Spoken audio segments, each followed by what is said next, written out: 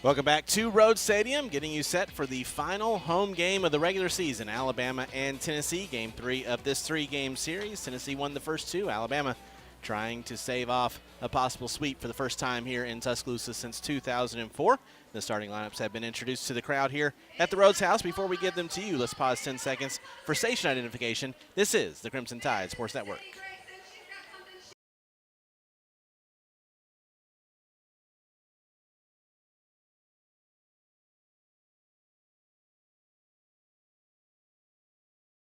Starters are presented by DCHL System. DCHL System has been providing quality and compassionate health care in West Alabama for nearly 100 years. DCH is a champion for your health and proud supporters of the Crimson Tide. The DCH starting lineup for the third-ranked Tennessee Lady Vols. They are 37-8 overall, 16-4 in conference play here in road games this year. True road games for Lady Vols. They are 16-2 and are currently on a 4-game winning streak for head coach Karen Weekly. The starting lineup looks like this. Center fielder Kiki Malloy will lead things off. Zeta Pooney, the designated player, bats second. McKenna Gibson, third base, batting third. Riley West, left field, batting fourth. Batting fifth is Sophia Nugent, the catcher.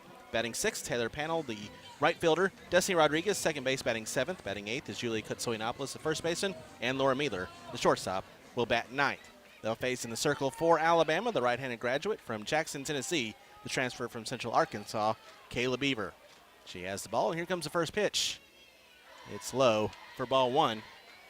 Beaver on the year with a 1.72 ERA, a 14-7 record, 28th appearance, 24 starts. She has 12 complete games. She's pitched 138 innings, 106 hits, 47 runs, 34 have been earned. She's walked 53, struck out 138. Opponents batting 209 against the Beav on the year. That one comes in high on Malloy. 2 balls and no strikes. As I bring in my broadcast partner, Gray Robertson, we've been talking a lot about what's been going on lately with Alabama. One of the things is you got to get out of that first inning.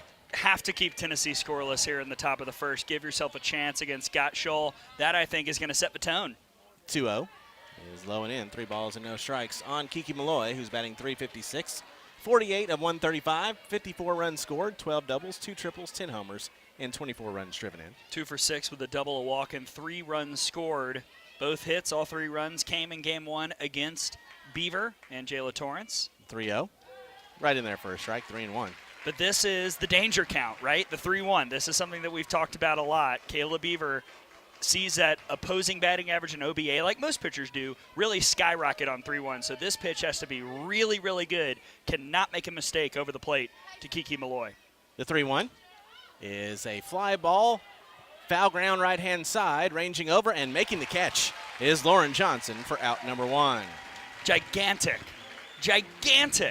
A quiet out of the 2-time, gonna be 3-time All-American Kiki Malloy on a 3-1. We saw her do that yesterday, too, against Brisky. That's a big-time pitch by Kayla Beaver. We'll bring up Zeta Pooney, the designated player. First pitch. Low for ball 1. Defensively for Alabama, Jenna Johnson in left, Kristen White in center, Lauren Johnson in right. Dowling at third, Cahalan at short, Hevlin at second, Broadfoot at first, Valentine behind the plate, catching Beaver, and Lauren Essman is the DP today. The 1-0. Ground ball up the middle. The stop made by Cahalan, moving to her left. The throw is in time, and there's 2 gone. Slow roller from Pooney on that pitch on the inner half. Cahalan doing a nice job ranging over, not trying to do too much. That's the thing for the defense. They've got to try not to do too much. Just simplify things, make the basic plays. Good job by Kinley right there, not making things too big. 2 outs, nobody on now for McKenna Gibson. Boo. First pitch. Don't boo her. That one's a ground ball to short. Stop made by Cahalan. The throw's in time, and that's a 1-2-3 inning by Kayla Beaver here in the first. That's what she wants to be called, Tom. I'm just saying her name according to Tennessee. No, but, I mean, what do we talk about? Has to be a 0 for Tennessee. That was pretty darn good, especially considering it started off with a 3-0 count to Kiki Malloy. You'll take that. Good job by Beaver in the first. For the Lady Vols in the first, no runs, no hits, no errors, no runners left. We head to the home half of the first. It's Tennessee nothing, Alabama coming to bat here on the Crimson Tide Sports Network from Learfield.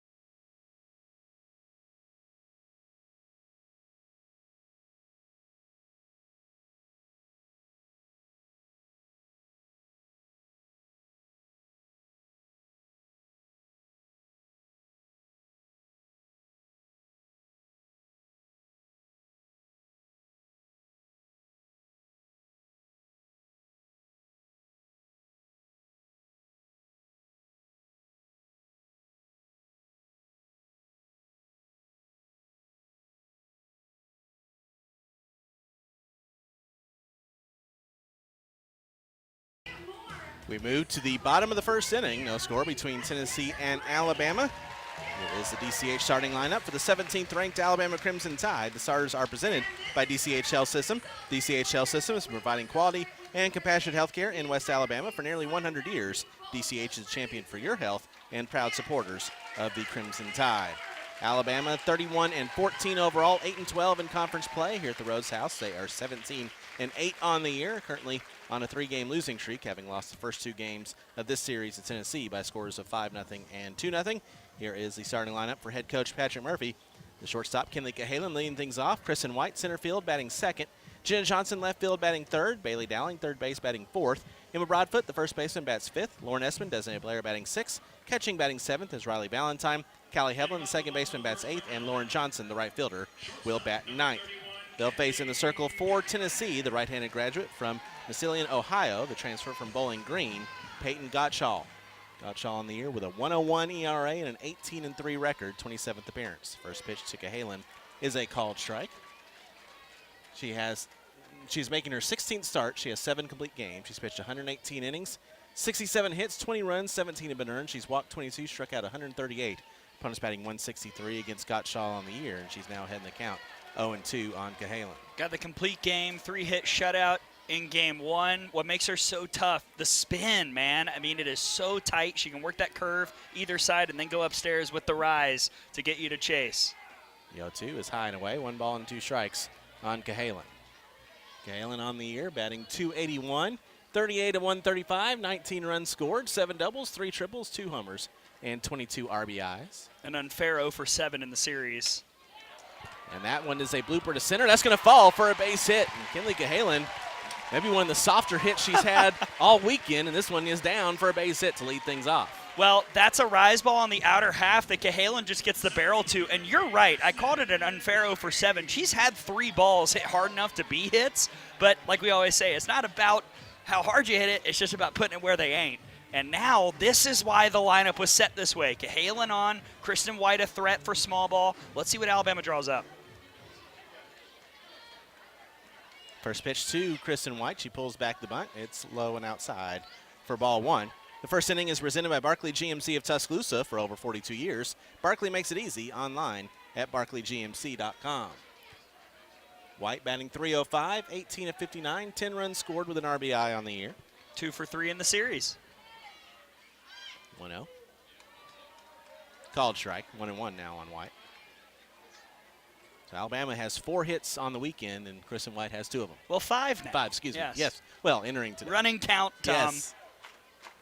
The 1-1. White pulls back the bunt. It's low. 2-1.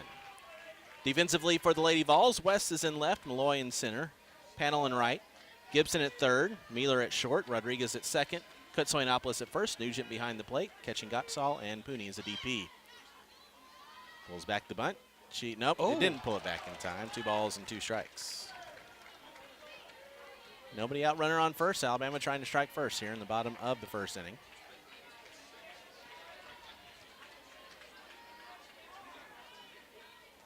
The 2-2. White pops it up, foul ground, a diving attempt, and the catch is made. Tagging up from first and heading to second on a heads-up base running play is Cahalan. A diving catch by Nugent behind home plate to get the out. Wow. A lot to dissect here. First off, great effort by Nugent, but that's all I think Kayla Bro telling Kinley Cahalan, hold on. If she makes this catch, you're going to have time to take second. And after all that, good enough for a sacrifice. And finally, a runner in scoring position for the Tide. Now Jenna Johnson to the plate. First pitch, fouled away for strike 1. That almost hit Bailey Dowling. Oh, no. And she's fine, but it got to her so quickly, she just had to say, you know what? If it hits me, so be it. Happy senior day to us all.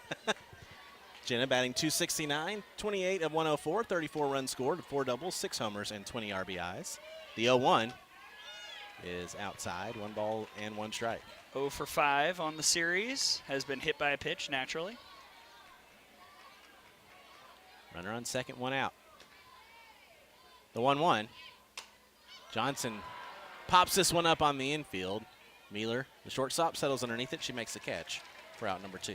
Just a little bit under it. Again, it's the spin of Gottschall that makes it so hard. That's the right pitch. That was meaty, maybe a little bit inside, but that upspin, you got to get on top of that ball.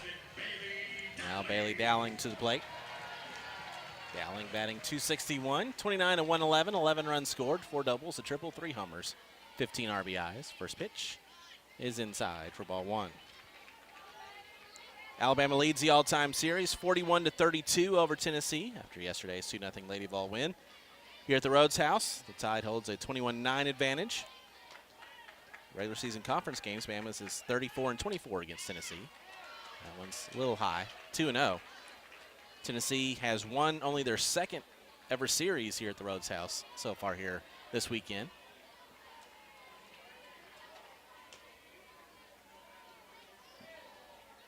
The 2-0. Dowling hammers this one, but it's going to go foul. Probably had home run distance if it had been straight enough, but she was out in front, 2-1. Go ahead. Go ahead. No, you go, please. Alabama looking to avoid their first 3-game conference series sweep since 2013. I should have gone. And their first home 3-game conference series sweep since 2004. I can't believe I let you read that. Well, I should have just gone on with my thought. The 2-1, low and in, 3-1. Bama also has to win to avoid finishing below 500 in conference play for the first time ever under Patrick Murphy. A position, as we talked about last night, that Alabama has been in before. In this exact scenario, needing 4 wins to avoid that.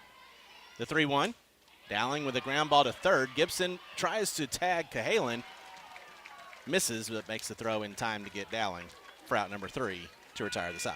Well, it's interesting. As the game goes on, we're going to keep talking about the strike zone. Peyton Gottschall's not getting that curve away, so we'll see if Alabama starts to sit a little bit more in. I think it's a good start, but, again, you got to get the hit that pays off some of the work done at the beginning of the inning. For the Tide here in the first, no runs on a hit, no errors, and 1 left. We played an inning, no score between Tennessee and Alabama here on the Crimson Tide Sports Network from their field.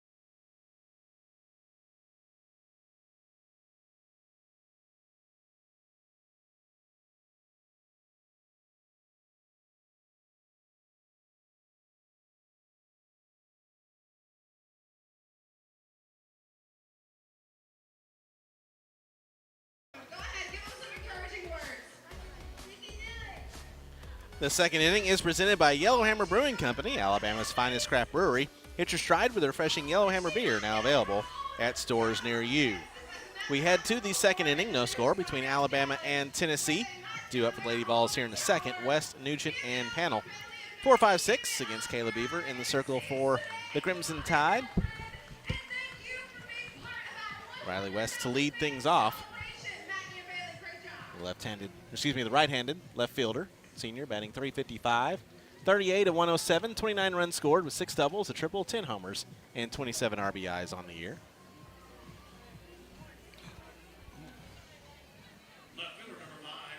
Just a small gasp. You're going to be intrigued by some of the scoreboard updates when we get to that point of the show. Who knows when that'll be? But just saw something intriguing. Beaver toes the rubber, and here comes the first pitch to Riley West. Called strike. Umpires for today's ball game: Paul Eds is behind home plate, William Lopez at first, and Marty Abazishan, the third base umpire. I think it's been a pretty good crew overall. Haven't had much of an issue. I think they've applied the rules well, handled the reviews as best they can. The 0-1 is low, 1 ball and 1 strike. Would even go so far as to say Alabama might have caught a break or two. I think so. On the reviews, which is not something we say very often. Bama gets all the calls. Watch more games, people. The 1-1 is low. 2 balls and 1 strike. Today's weather and field condition report brought to you by the Cook Museum of Natural Science. Discover something amazing at the Cook Museum of Natural Science in downtown Decatur, Alabama. For more information, visit cookmuseum.org. 80 degrees at first pitch under cloudy skies. Wind blowing out up to 11 miles an hour. The 2-1 hits the inside corner. 2 balls and 2 strikes now on West. And the humidity has again ramped up. Yeah. Basically, as soon as we got back from the field, I started to feel it. Which, you know, welcome to late April, early May in Alabama. The 2-2 pitch. Swing and a miss. Strike 3. West swings over the top of one. And there's one away. And that tied strikeout, like all tied strikeouts, brought to you by Barclay GMC of Tuscaloosa. For over 42 years, Barclay makes it easy. Online at barclaygmc.com. It wasn't a nasty drop, but it moved just enough. West was looking low, but still swung over the top because of that last bit of down movement from Beaver. Nice pitch. Brings up Sophia Nugent. First pitch is a called strike. Nugent batting .270, 33 of 122, 19 runs scored with 8 doubles, 8 homers, and 30 RBIs. 1 for 7 this weekend with a couple strikeouts. The 0-1. Right in there for a strike, 0-2. And that's going to be the difference, I think, for Beaver. Not only her ability to go inside to the righties, but also her ability to take a little off. She did not throw many off-speed pitches in Game 1. She has to utilize that today to keep Tennessee off balance and make them have to think a little bit more in the box. The 0-2. Popped up, foul. Up on top of us. We'll do it again. No balls and 2 strikes. 200 down the lines, 220 to straightaway center field here at the Rhodes House. 6-foot wall all the way around in the outfield, and it was a sellout yesterday, and I think we've hit it again here today. Pretty close. Concourse still filling just a little bit. As people probably come in from church and brunch and all that good stuff. The 0-2, again fouled away. And whoever it is, the 100,000th fan is here. Yes. Whoever you are. Whoever you are. What do you think's in the prize pack? I was told it was really good. That's the rumor. Yeah. Should we leave and then come back in and see if we're eligible? Or is it too late? I think it's probably too late. We're having a pitch comm situation as Callie Hevlin is switching her pitch comm with Kayla Beavers. Sharing is caring. Callie said, it's more important that you know the pitch than I do. I agree. I'll figure it out. The 0-2. Ooh, a little outside. And Nugent held off on it. Count moves to 1-2. Yeah, she didn't go, but I'll tell you what, the fact that she thought about it on that drop that was low and away, really not close, is a good sign. That means that Beaver's ball is moving and kind of making Tennessee see a few things. The 1-2 pitch. That one is popped up to shallow center. Charging in is White, and she will not be able to hold on to it. Would have been a great play had White come up with it. Had it in her glove a couple of times, but then it bounced out. And now Nugent stands on second with 1 out. This is what we've talked about, the plus plays. That's a play you have to make. If you're going to win this game, you have to make that play. It's not an error probably. I don't know. We'll see. But it could be. Yeah. We'll see how it's ruled. You just have to make that catch. Taylor Panel in. First pitch is high and away for ball 1. It was just right in that in-between spot where Cahalan was thinking she was going to have to catch it. Then White called her off. Well, the other problem with that play, and I'll say it after this pitch. The 1-1. That's popped up on the infield. Hevlin's there. She'll make the catch for the second out of the inning. And we're still waiting on an official score on that last play. It has been ruled an error on Alabama and on Kristen White. The problem is Kristen White's not just first step, first 2 steps were back. So a big misread, and that caused her to have to rush a little bit and led to the sloppiness. Which might be why the error was charged. Yeah. More than anything. First pitch to Destiny Rodriguez is popped up on the infield. Cahalan calls everyone off. She'll make the catch in the pitching circle for out number 3, and the error does not hurt Alabama here in the second. I was having deja vu because what happened yesterday in the second inning, an error, but allowed a runner to take second, and then Destiny Rodriguez had the hit. But she attacked first pitch, which is interesting. That's a strategy that Tennessee did not show in the first inning, and Caleb Beaver got a quiet out. For the Lady Vols here in the second, no runs, no hits. There was one error and one left. We move to the home half of the second. Still no score between Alabama and Tennessee here on the Crimson Tide Sports Network from Learfield.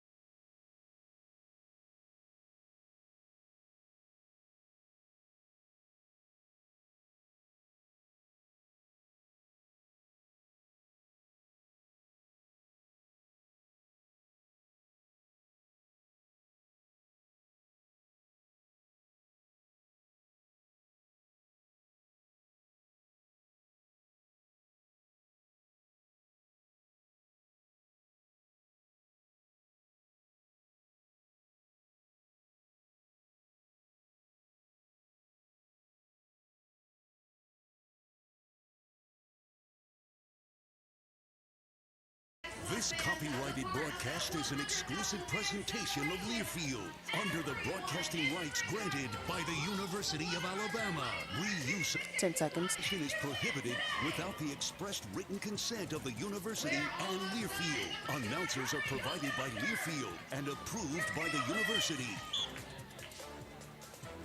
The second inning is presented by Yellowhammer Brewing Company, Alabama's finest craft brewery. Hit your stride with a refreshing Yellowhammer beer, now available at stores near you. We head to the home half of the second, still scoreless between Alabama and Tennessee. Due up for the Tide here in the second. Broadfoot, Essman, and Valentine, 5-6-7 against Peyton Gottschall in the circle for Tennessee.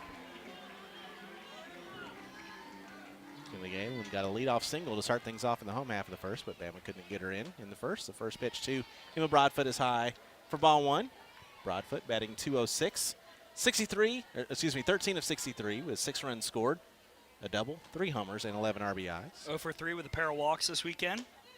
That one's outside, 2 balls and no strikes, and that will bring Nugent out to talk with Gottschall.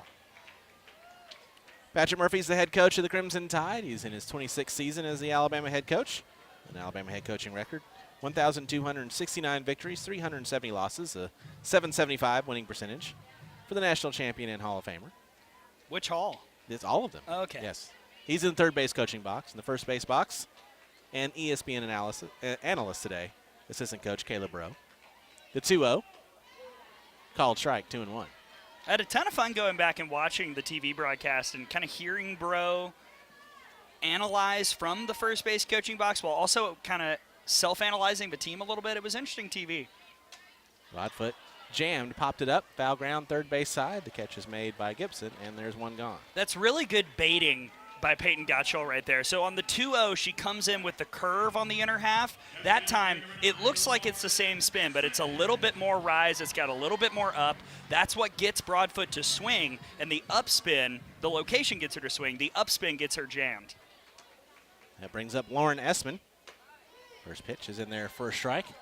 Essman batting 235 on the year, 8 of 34 with 4 runs scored, 4 doubles, a homer, and 10 RBIs. 0 for 8 in conference play, but lefty matchup. That one's in the dirt, 1 ball, 1 strike. And she's had some big hits. Keep in mind, one of the things that people forget about that crazy Virginia Tech comeback in Game 2, it really was kept rolling by Lauren Essman RBI single that set up the opportunity for Cahalan. That one hits the inside corner, a ball and 2 strikes now on Essman. Pitching coach for the Tide is Lance McMahon. Adam Arbor, the hitting coach, the coordinator of player development, Ryan I. Murray. Director of softball operations, Jaden Spencer. Ribs. Athletic trainer, A.C. Atinka. Strength and conditioning coach is Michelle Diltz. Essman swings and misses at strike 3, and there's 2 gone. And that's the hard part for the lefties. Again, I mean, Gottschall's really good, and I think she's going to win SEC Pitcher of the Year because I think they're going to nominate her over Pickens because she's a senior. But the curve, when it runs away from the lefties, it almost looks like it's coming out of the hand of a lefty because it's got so much run on it. First pitch to Riley Valentine is skied to deep left field, ranging back in foul ground now. Unable to make the catch. It goes over the fence in foul ground for a foul ball. West almost snagged it, and Riley Valentine Hit one that had home run distance, but just a little bit to the left of the foul pole. Oh my gosh, that was maybe 3 inches over the glove of Riley West. Talk about margins. Home run and out, and instead it's neither. The 0-1. Valentine takes a strike 0-2. Riley batting an even 200. 14 of 70, 16 runs scored with 2 homers and 11 RBIs. 0 for 5 in this series. Got to have something from the bottom half of the order today. That's outside, 1-2. Nathan Sheehan is sports information. Scott Moyer, the video director. Assistant video director, Lindsey Garcia. Stu Moore, the equipment manager. Sports nutritionist, Brianna Leonard. And the photographer is Kent Gidley. And everyone's here. 1-2 is high. 2 balls and 2 strikes. For Tennessee, their head coach is Karen Weekly. She's in her 23rd season. Second as the solo head coach. Hitting coach is Chris Malveaux. Pitching coach, Megan Rhodes-Smith. The assistant coach, Kate Malveaux. 2-2. Ooh. Hit the inside corner for a called strike 3. And that'll do it for Alabama here in the second. That's the right call. I mean, that's just a wicked curveball. It backdoors in just a little. I mean, you think it's going to be outside, but it clips the edge. Gottschall got that pitch for a strike earlier in the AB. Valentine, even if you swing, there's not a ton you can do with it. That's just good pitching. Fourth tied here in the second. No runs, no hits, no errors. No runners left. We've played 2, still 0-0 between Alabama and Tennessee here on the Crimson Tide Sports Network from their field.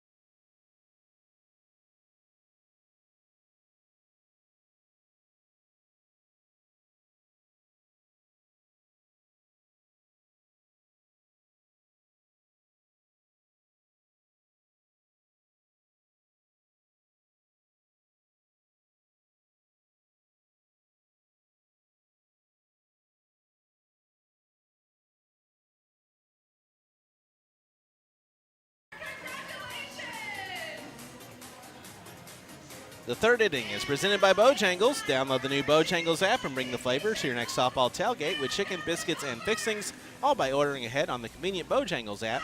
It's bow time, y'all. We head to the top of the third, still 0-0 between Alabama and Tennessee. 2 up for Lady Vols here in the third. Kutsoinopolis, Mealer, and Malloy.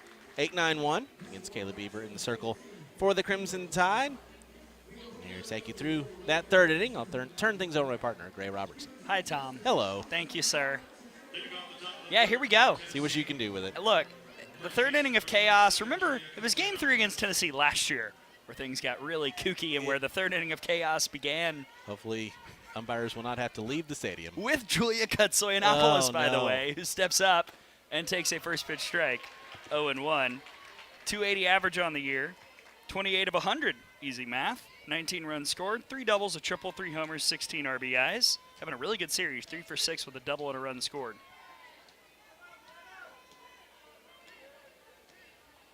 The 0-1. Low, 1-1. And that's the one thing we've talked about. Tennessee has won this series because of the pitching, but offensively, it's really been kind of the back half of the order that's done a little bit more damage than the top half overall. 1-1 from Beaver. That's a hair too far inside. 2-1. We were talking with Brian Rice from the Vol Radio Network, and he said one of the big revelations offensively for this team this year has been Kutsoyanopoulos. Yeah, remember last year she was kind of forced to catch just because that was where the team needed her. More comfortable at first base where she's been all year. 2-1. That's low. 3 balls and a strike. Talked about it, Gray. It is the power of pink today. We have the pink uniforms for Alabama and the pink dirt around home plate. In addition to the 9 senior numbers for senior day. 3-1. That's a strike. Full count. A little surprised Kutsoyanopoulos took that pitch. You've got your pink on. I do. I've got the illusion of pink. And when you turn on the television and you're looking to see Alabama, Tennessee, you expect to see pink versus light blue. Of course. Pink versus that Summit blue. The 3-2. Fouled off. Can't believe she made contact. We'll do it again. 3 balls and 2 strikes. Alabama with the pink jerseys, the crimson script Bama across, or excuse me, the white script Bama across the chest. White pants with the crimson pinstripes and pink socks. I've got my pink socks. A lot of stuff happening. Best I could do. Another payoff from Beaver to Kutsoyanopoulos. Got her looking, called strike 3 on the inner half. Huge strikeout for Beaver, and another out recorded that saw the count go 3-1 here today. Yep, and that's, you want to get ahead, but you have to be able to pitch from behind sometimes if you're Caleb Beaver, and that had excellent movement to get the called strike 3. Yeah, same spot as the Gottschall strikeout to Riley Valentine. Here's Laura Mueller, the 9-hole hitter. First pitch is popped foul. 0-1 on the MTSU transfer. 291 average. Why are we oohing? Did someone make a catch or not? I think someone missed the catch. Oh, well, hopefully it was a Tennessee fan. It was over in that area. 25 of 86 on the year, 25 runs scored, 4 doubles, a triple, 7 homers, 24 ribbies. And now a 1-1 count after that one misses outside. From Beaver, nobody on, 1 out, no score, top of the third, Bama, Tennessee, game 3.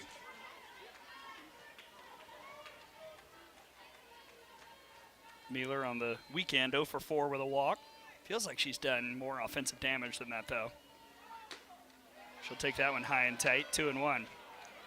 Tennessee with the light blue over the gaudy orange today. Light blue with the Lady Vols and script orange across the chest. Orange pants, white socks. I do like the Summit blue, but it's a tough pairing with the orange. Right. It just kind of takes the edge off. It's like red wine with bacon. The 2-1 is grounded to third. That's a fair ball. Dowling will throw to first in time. 2 down. It's a really good play by Dowling, making that stop, and then kind of wasn't able, because of the speed of Mueller, wasn't able to really plant. Kind of made a little hop when she threw in foul ground and got Mueller relatively easily. Karen Weekly, I thought maybe might challenge that, but she'll hold. And now 2 gone for Kiki. The first pitch is ripped out to right, and that'll drop in front of Lauren Johnson for a base hit. And Kiki Malloy has the first hit of the ballgame for Tennessee, a single with 2 outs here in the third. However, of all the hits to allow to Kiki Malloy, you'll take a single. Alabama recognized the seniors from both teams before the game started, and they recognized Kiki Malloy, and feeling Patrick Murphy said something to the effect of, glad this is the last time. Bye. First pitch to Pooney is high. Malloy takes off. The throw to Cahalan was high, and Kiki slides in safely. Now 24 of 27 in stolen bases on the year. And that, I think, was close to a pitch out. If the throw were a little bit lower, you might have had a chance to get her. Yeah, I do. That's what I was going to say. I think a good throw probably gets Malloy there, and it was actually a lot closer than it looked in the naked eye. 1-0 to Pooney is fouled off. 1-1. Zeta grounded out her first time up. To your point about the Tennessee seniors, though, when they were calling out that class, Malloy, Pooney, Riley West, who we talked about, maybe one of the more underrated hitters in this conference, Peyton Gottschall, those are some key contributors.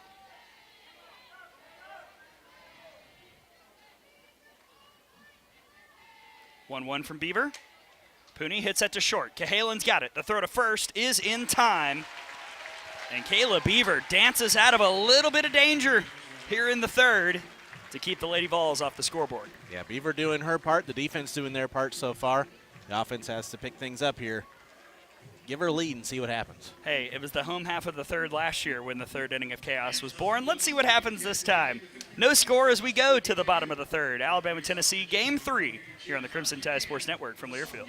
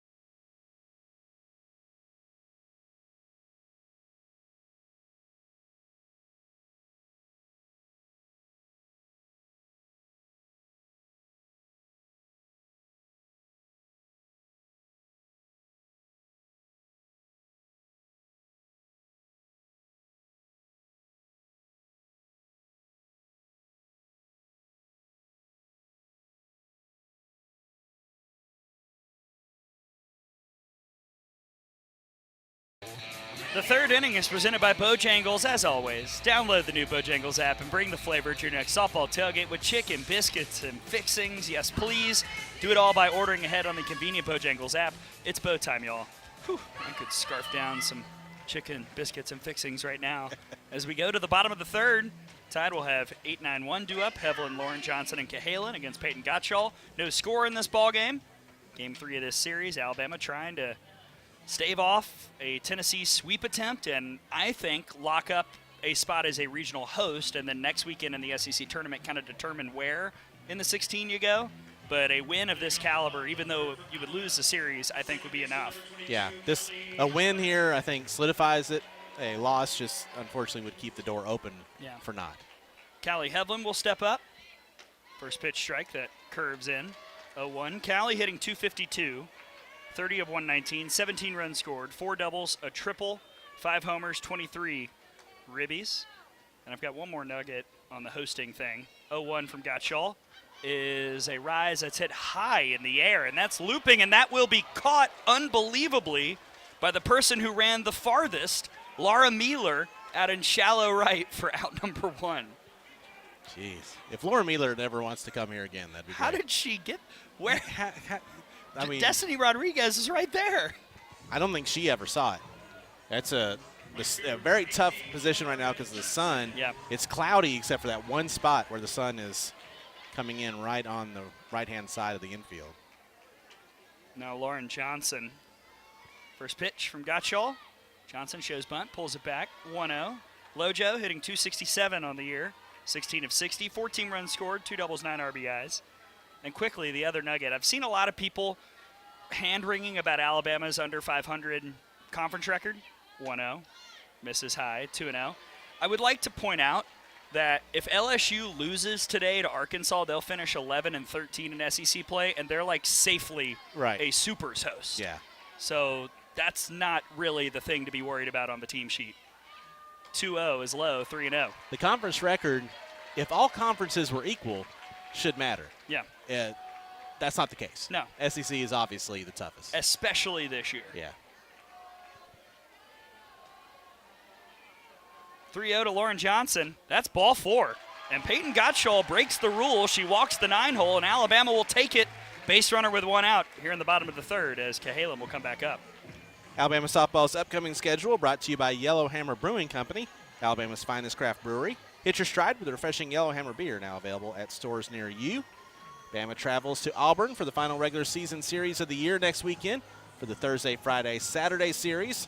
Thursday's first pitch between the Tide and the Tigers set for 7 will be on the air at 6:50 as we spend a while down on the plains. We're going to have a conversation today about the travel for Auburn. Going to be an interesting weekend. We'll be staying with my family because it's Auburn graduation, so getting a hotel period in Auburn next weekend is going to be impossible. Yeah. Goodness gracious. Always fun. Kinley Cahalan. First pitch misses inside for ball 1. Kinley has the lone hit of the ball game for the Tide. That was a single to lead off the bottom of the first.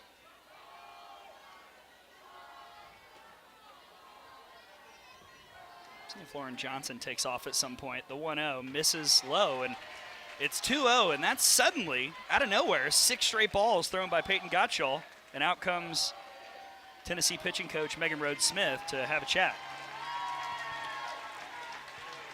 Elsewhere on the network, no baseball today. Baseball played Thursday, Friday, Saturday. Got the win in the series over Ole Miss. Tomorrow, Hey Coach at 6 o'clock. And then next weekend is in baseball and softball again. It's that time of year. Very good. Yes. Conversation over. I wanted to point out something about Megan Rhodes-Smith. A lot of people might be saying, I know her. Who is that? She was the one who was throwing all the non-Monica Abbott games during the Monica Abbott years.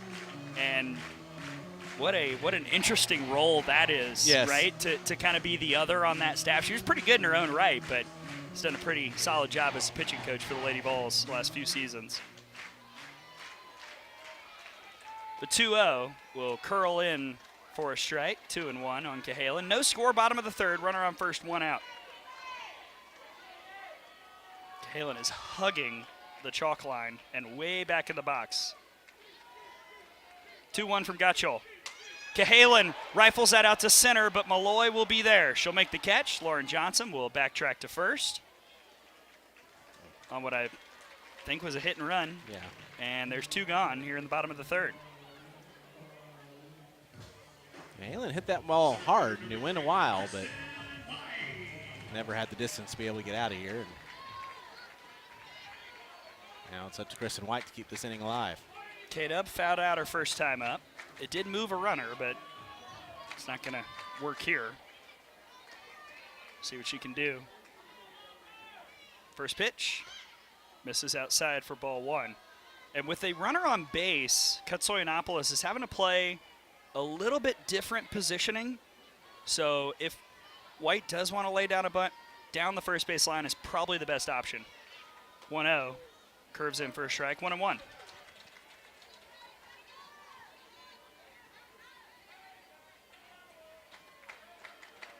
White probably not going to produce the RBI here, but her job is just to get on base and keep the inning going.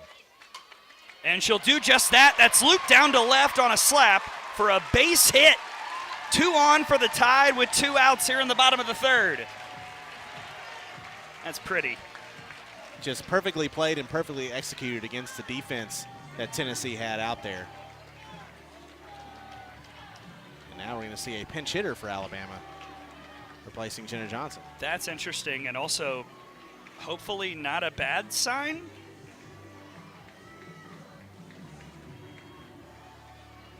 Yeah. Johnson, her first time up,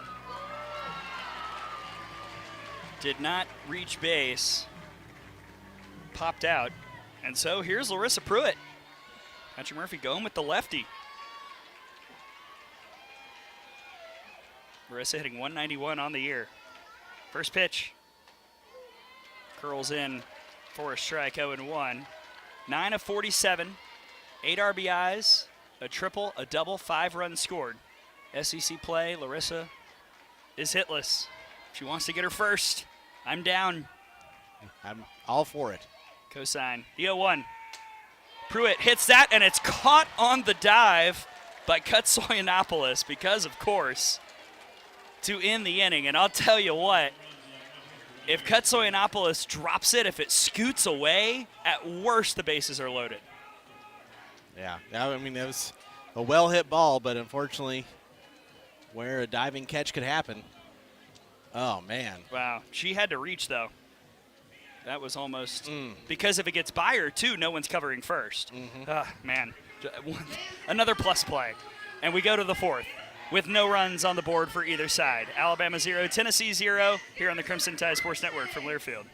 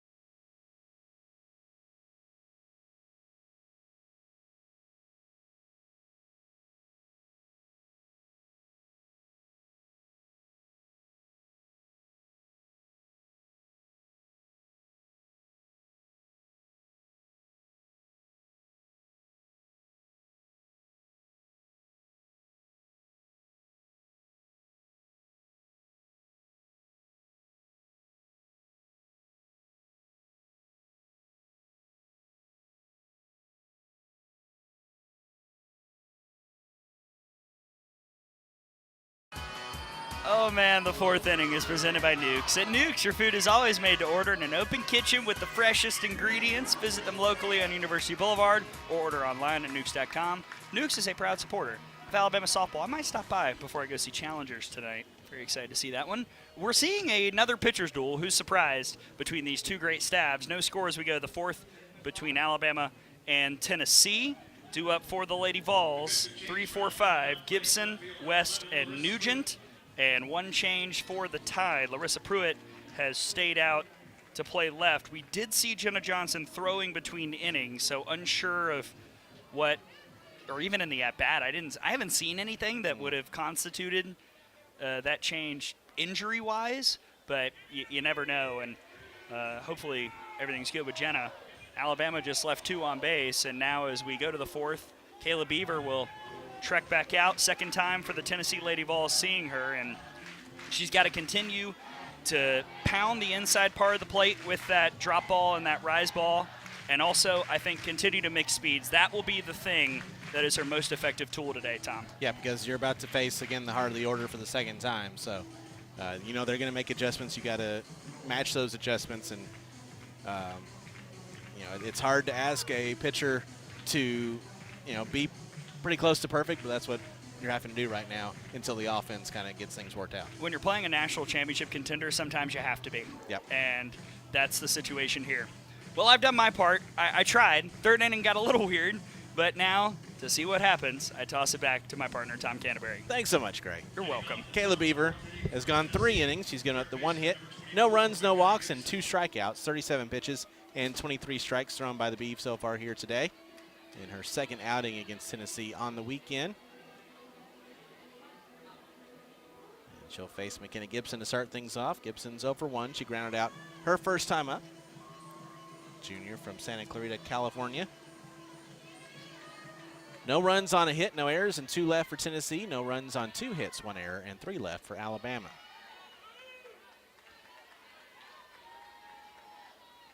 Beaver looks in. Here comes the first pitch. And that's a ground ball to short. Cahalan's there to stop in the throw, and McKenna Gibson has grounded out to short twice on 2 pitches here so far today.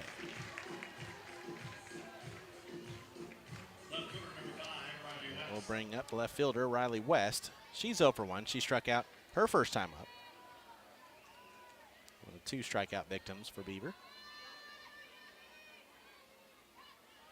First pitch. Swing and a miss. Strike 1.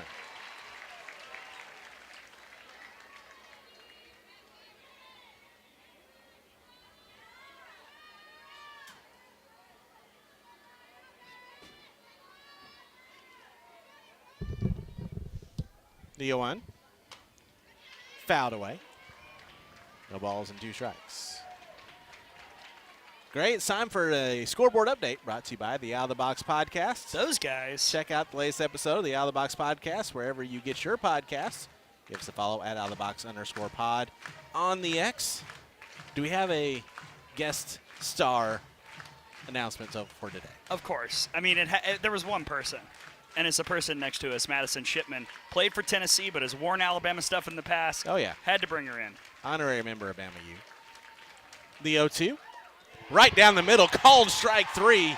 West is down on strikes, and there's 2 away. Oh, boy, Beaver's feeling it. I mean, that and an 0-2, that has to be pinpoint, because if you make a mistake on that pitch, Riley West is going to attack. But that wasn't even borderline. That was inside the plate on that screwball. Really well located. So 2 out, nobody on for Sophia Nugent, the catcher. First pitch. That's a ground ball to short. Cahalan's there. She makes a stop in the throw, and quickly, the Lady Vols down in order here in the 4th. So here's the one thing that I think makes this 4th inning so big. My prediction that we would see both pitchers, I think that this is going to probably be the final inning for Gottschall, and then Karen Weekly, just to provide the different look, will go Pickens. So if Alabama wants to get to Gottschall, which I think they've done a fairly good job today against, it's got to be here in the 4th inning. No runs, no hits, no errors, no runners left. We move to the home half of the 4th, still 0-0 between Alabama and Tennessee here on the Crimson Tide Sports Network from their field.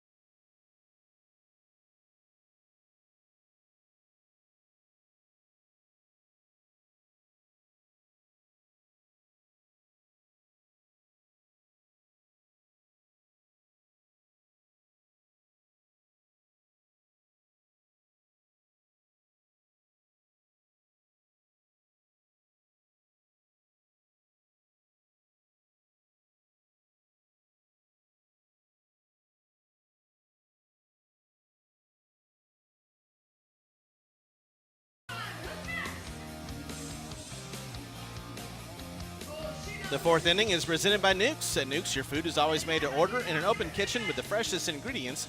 Visit them locally on University Boulevard or order online at nukes.com. Nukes is a proud supporter of Alabama softball. We head to the home half of the fourth inning, still 0-0 between Alabama and Tennessee. Do it for the Tide here in the fourth. Dowling, Broadfoot, and Essman 4-5-6 against Peyton Gottschall, who has gone 3 innings. 2 hits, no runs, 1 walk, and 2 strikeouts. 45 pitches and 26 strikes thrown by Gottschall so far here in the ball game. Bama out hitting Tennessee, but still 0-0 on the scoreboard. If only. If only the Facebookers were right. Yes. But we started talking about it. Madison Chipman will join us on the Out of the Box podcast here this week. Yeah, regular time, back on Tuesday mornings. Yes. Everything back to normal this week. Also check out the all-new It Just Means More Softball podcast from Softball America, featuring Gray and myself talking all things SEC, live on YouTube Monday evening at 6. Like, subscribe, and share all of that. And as you do that, also, what's happening elsewhere in softball here today, Gray? Well, first off, we're waiting on an It Just Means More guest because I need to see how today plays out. Right. But let's look at the SEC scores. Georgia led 4-3 going into the 7th inning. Florida put up a 7 spot in the top of the 7th. Georgia put up a 3 spot in the bottom, but Florida wins by math 10-7 to win the series in Athens. What a topsy-turvy week for the Gators, and for Georgia, they played much better this weekend and still lost the series, so that's pretty tough for the Dogs. Bailey Dowling will lead things off. She grounded out her first time up. And that one's just foul down the third baseline, 0-1. Dowling, one of those 9 seniors, playing her final regular season game here at the Rhodes House, and Alabama looking to ensure this is not the final game, period, for those seniors here in Tuscaloosa. Get ready. After this pitch, I'm going to quote Taylor Swift. Oh, no. The 0-1 in the dirt, 1-1. Auburn might be kind of down bad. They're going to the bottom of the 6th in Oxford. Ole Miss leads the Tigers 7-2, trying to win that series. That would be a brutal series loss for Auburn. Hate it. The 1-1.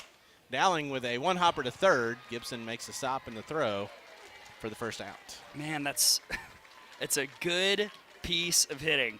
That was a sharp grounder. It was a weird hop. And just, unfortunately, Tennessee's defense continues to make the good plays as Patrick Murphy goes to the bench. And we're going to see Abby Dukeshire grab a bat and hit for Emma Broadfoot here. Maybe staying in the game to play first base. We'll see. Be my guess. Love this chance for Duke, though, on the year. Hitting .267. SEC play's been a struggle, but, man, if she gets it, it goes away. He's 32 of 120, 11 runs scored, 6 doubles, 6 homers, 30 RBIs. First pitch is in there for a called strike on Duke. Other scores, they're in the bottom of the 7th, and South Carolina trying to win the rubber match in Lexington. They lead it 3-0 on Kentucky. The 0-1. Little outside, 1-1. That would be a complete game shutout. She's not away for the freshman Sage Marjetko. Wow. And finally, in Baton Rouge, LSU trying to avoid the sweep against Arkansas. No score, bottom of the 4th. Dukeshire tomahawks this one foul into the Bama bullpen. 1 ball, 2 strikes. Nationally, the biggest thing I'm watching, they're in the top of the 7th up in New York, and Syracuse, they've come back from the rain delay. Syracuse leads Virginia Tech 6-2. The 1-2 pitch. Low and inside, 2-2. So Syracuse trying to continue their tradition of just ruining people's seasons at the end of the year. Yeah, I mean, I think that if Alabama were to be in danger of not hosting, there are 2 teams that could take their spot. Virginia Tech and Washington. That was my thought coming into the weekend. 2-2 to Dukeshire. Fouled off her foot. Take a walk. Still do it again, 2-2. Based on all the metrics, and unless Virginia Tech wins the ACC tournament and does so by beating like Florida State, Duke, and Clemson, which I don't think is possible, this loss would eliminate them from the hosting conversation, almost assuredly. The other team I mentioned, Washington, they've got a rubber match with Stanford that's about to start up in Seattle. Ruby Malin versus Kennedy. 2-2. is inside. The count's full on Dukeshire. 3 balls, 2 strikes. 1 out, nobody on as we play here in the home half of the 4th inning. Still 0-0 between Alabama and Tennessee. It's a really big pitch. You got to think Gottschall's going to go back to the curve in. Payoff. Dukeshire pops it up on the infield. Rodriguez and Mealer almost come together, but the collision is avoided. Mealer comes up with the catch, and there's 2 gone. Okay, so she went curve away.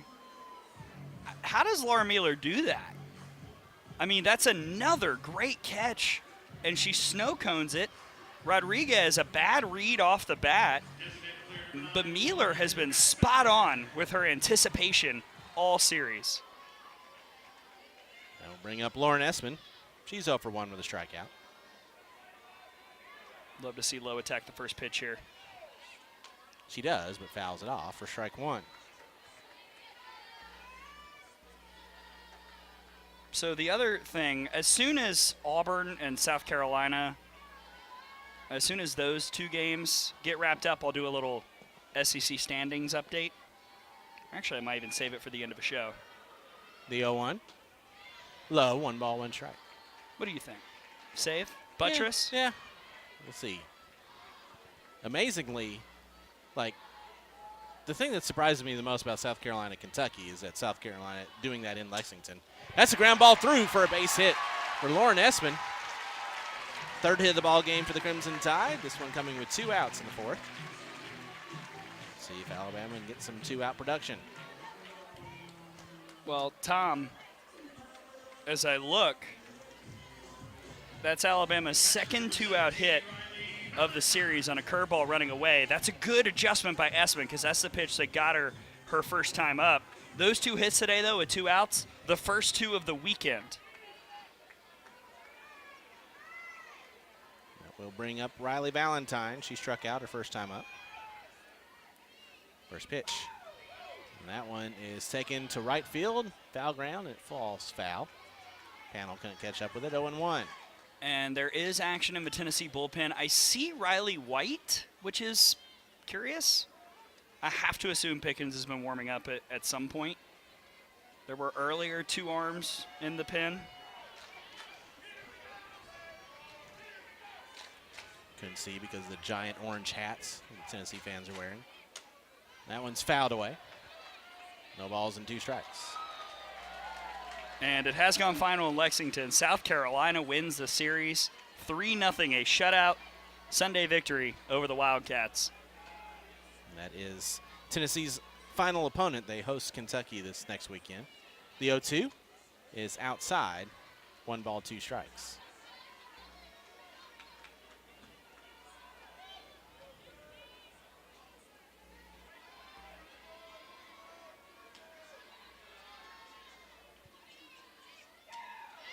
Fouled back by Valentine. 1 ball and 2 strikes.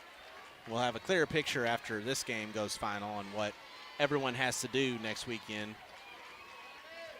Florida kept themselves in the race with that series win over Georgia. Yeah, and A&M off this weekend from conference play and overall. Haven't played a game here this weekend. Another 1-2 to Valentine. That one's lined to right, and it's going to be caught on a dive by Panel for out number 3 to retire the side. I mean, all you can do is laugh, right?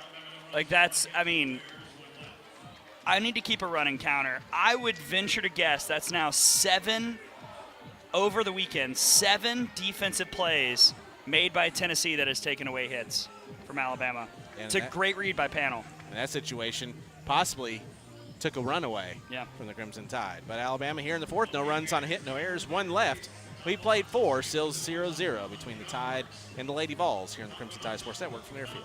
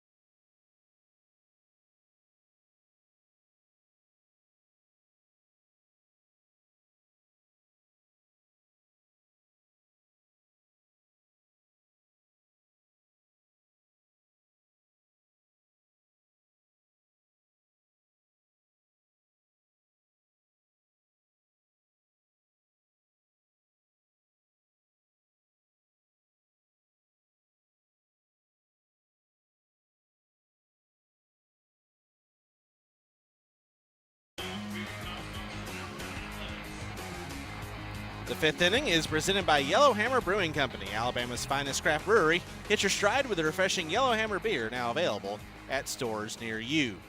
We move to the fifth inning, still 0-0 between Alabama and Tennessee. Due up for the Lady Vols here in the fifth.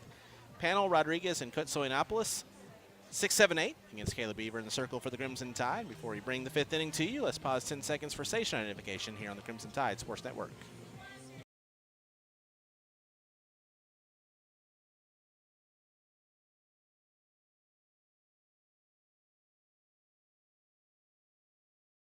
Taylor Panel leading things off. She popped out her first time up. Just made a great catch, so naturally she is due up to start the inning, because of course. First pitch in the dirt for ball one. Panel, sophomore from Milan, Illinois. No runs on 3 hits, an error and 4 left for Alabama. No runs on 1 hit, no errors and 2 left for Tennessee. The 1-0, swing and a miss. 1 ball, 1 strike. Well, the danger as this game continues to trend at this pace is that Tennessee has more potential for the one key hit to be a home run because they're second in the conference in homers. They've got 70. Here's a ground ball to third. Dowling makes a stop in the throw, and there's one gone. So if you're Caleb Beaver, you cannot take a pitch off because not only is the team good at hitting home runs overall, but they're doing it with their leader only hitting 12, and that's not even, I think, top 5 in the SEC. So you gotta be sharp against everybody because everyone has that potential. Destiny Rodriguez steps in. She's 0 for 1. She popped out her first time up. First pitch is a called strike. 0-1. We're here with 1 out in the 5th inning, and that was the 46th pitch of the ball game by Caleb Beaver. Tom, I'm seeing some crowd unrest. Is there something falling from the sky? Rain, perhaps? Not seeing any. It is possible. That one's a little bit high, I guess. 1-1. I do not have any alerts of any kind. Some of the clouds that have come through have been a little bit on the dark side.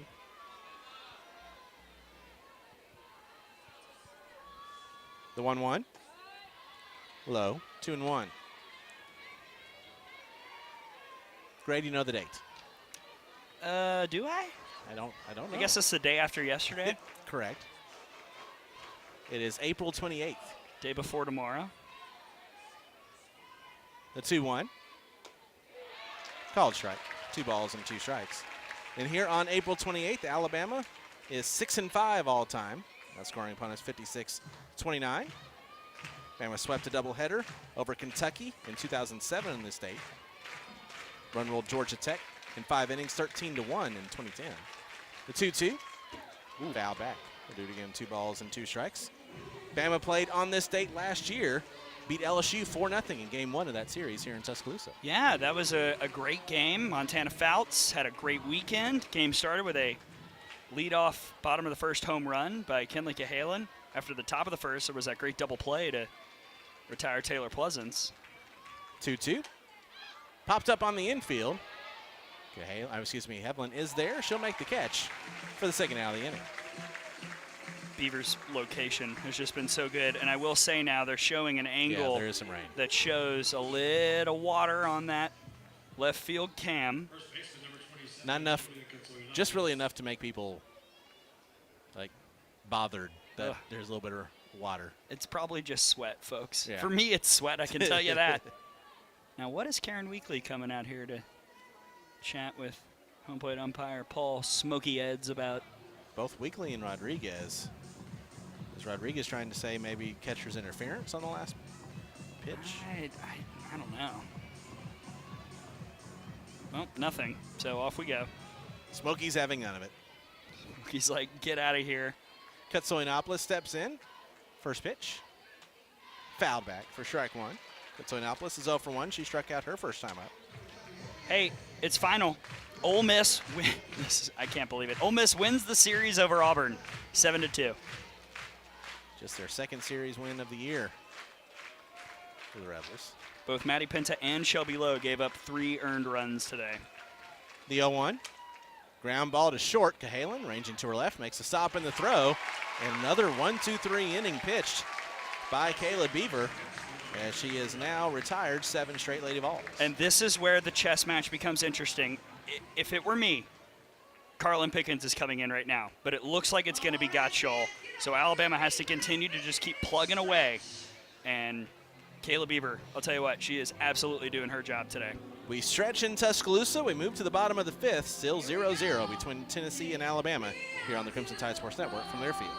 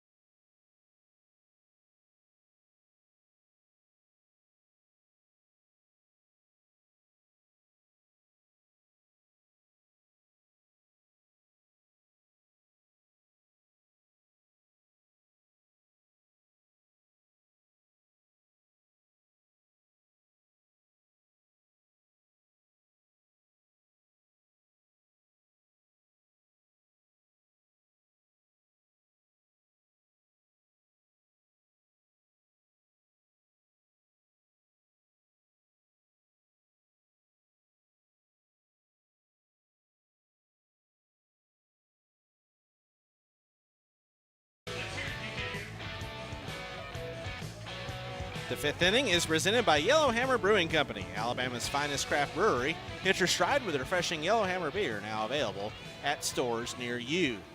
We move to the bottom of the 5th inning, still 0-0 between Alabama and Tennessee. Due up for the Tide here in the 5th, Hevlin, Johnson, and Cahalan, although it looks like we will see a pinch hitter to start things off against Peyton Gottschall in the circle, out for her 5th inning of work. And it's going to be the senior from Tuscaloosa, Kat Grill, getting the at-bat here to start things off in the 5th. Well, I think it's not lost on Patrick Murphy that Alabama's 3 hits today have all been collected by lefties, and so he's going with Grill, who's 5 for 11 on the year with a couple RBIs and 5 runs scored. First pitch, called strike on the outside corner, 0-1. And if you're a pinch hitter, again, Gottschall's super spinny, but between the two, she is easier to try and figure out than Pickens, because coming off the bench with that heat is tough. That one's slap foul. No balls and 2 strikes now on Grill.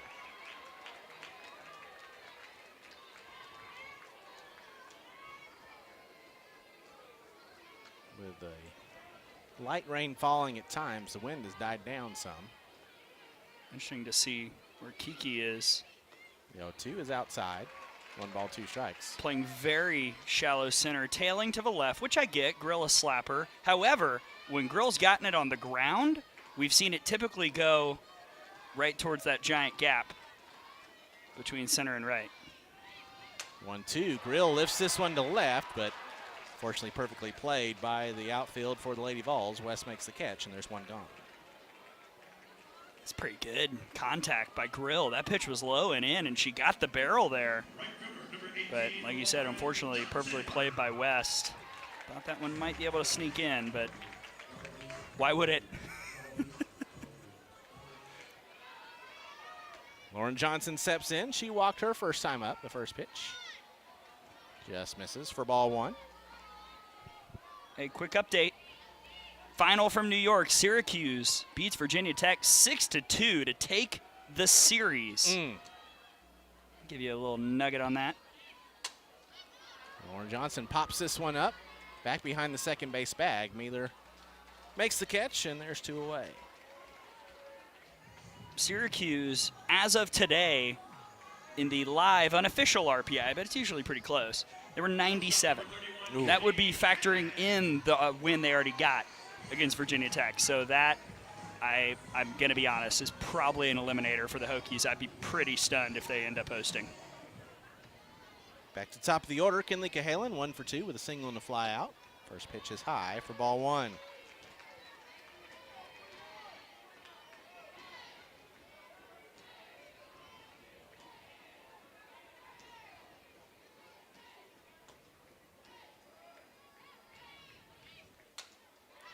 Fouls that one off. 1 ball, 1 strike. Appears to me like A couple of the Alabama hitters have kind of picked a curveball to go after. You know, Grill, we saw her take one on the outer half and then go after the one in. Cahalan, same deal. Took outside that was a ball. Attacked in just there. 1-1 is in the dirt. 2 balls and 1 strike now on Cahalan. 2 out, nobody on, no score, bottom 5.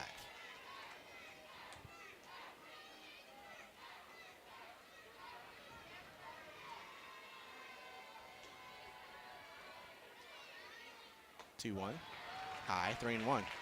Gottschall's ERA for the season is now under 1. I mean, coming into today, it was under 1 against ranked teams, and I can pull up conference play. I bet it's pretty close. The 3-1. Cahalan lines this. That's going to be fair down the right field line. Cahalan rounds first, heads to second. It's in the corner. Here comes the throw. Rounding second, hanging the third, sliding and safe is Cahalan. The ball got away momentarily, but backed up by West at third, but that's a triple for Kinley Cahalan. Cahalan's 4th triple of the season, all coming in the last 3 or 4 weeks. And Alabama now has the go-ahead run standing on third with 2 outs. And what did I talk about? Picking a pitch. So Cahalan, I pointed it out, that at-bat was attacking in. Gottschall, same location as the one Cahalan swung at earlier, attacks a curveball that's low and in and just rips it. And Panel, not an error, but just it took a minute to get the ball in. If that's hustled, I think Cahalan's out at third. But now you've got a chance here, and this is where the discussion becomes so huge. Kristen White is not an RBI producer, but you could argue she's been the best hitter this weekend. The problem is she's going to face a different pitcher because here comes Carlin Pickens. We'll take a timeout, tell you about her. When we come back, pitching change for the Lady Vols.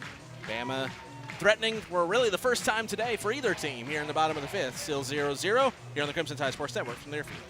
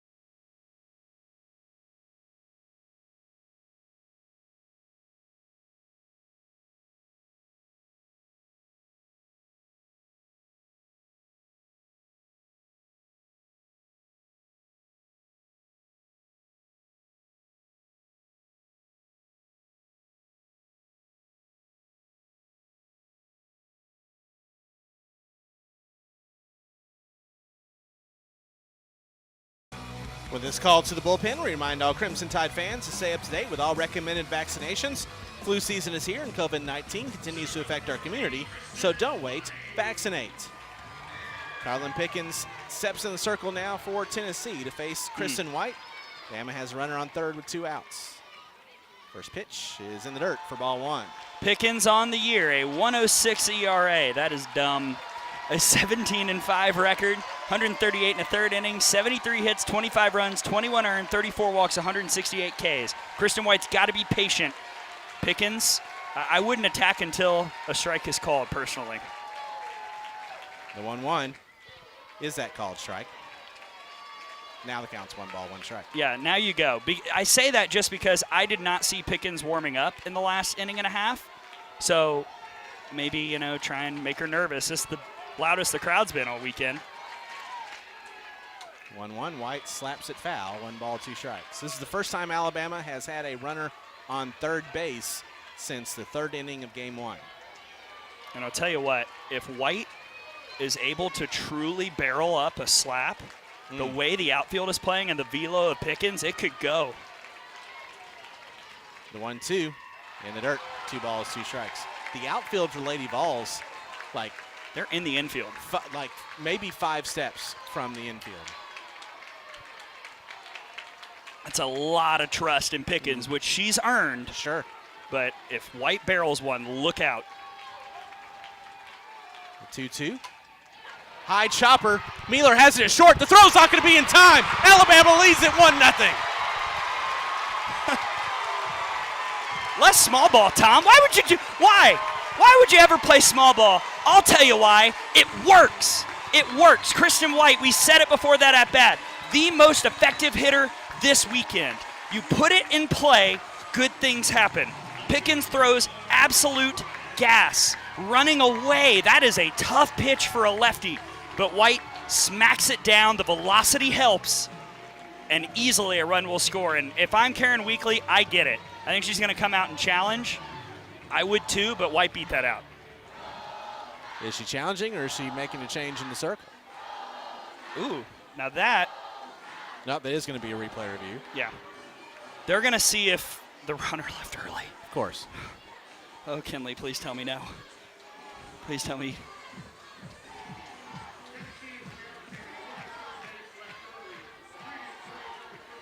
Well, this replay review brought to you by the University Medical Center with 6 locations in West Alabama.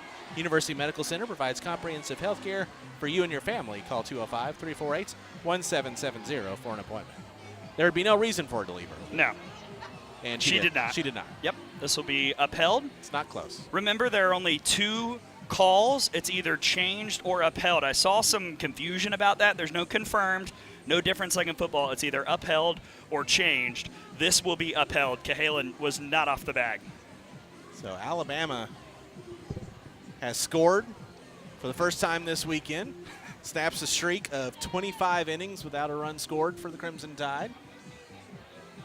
And, I mean, look at how it happened. First the call.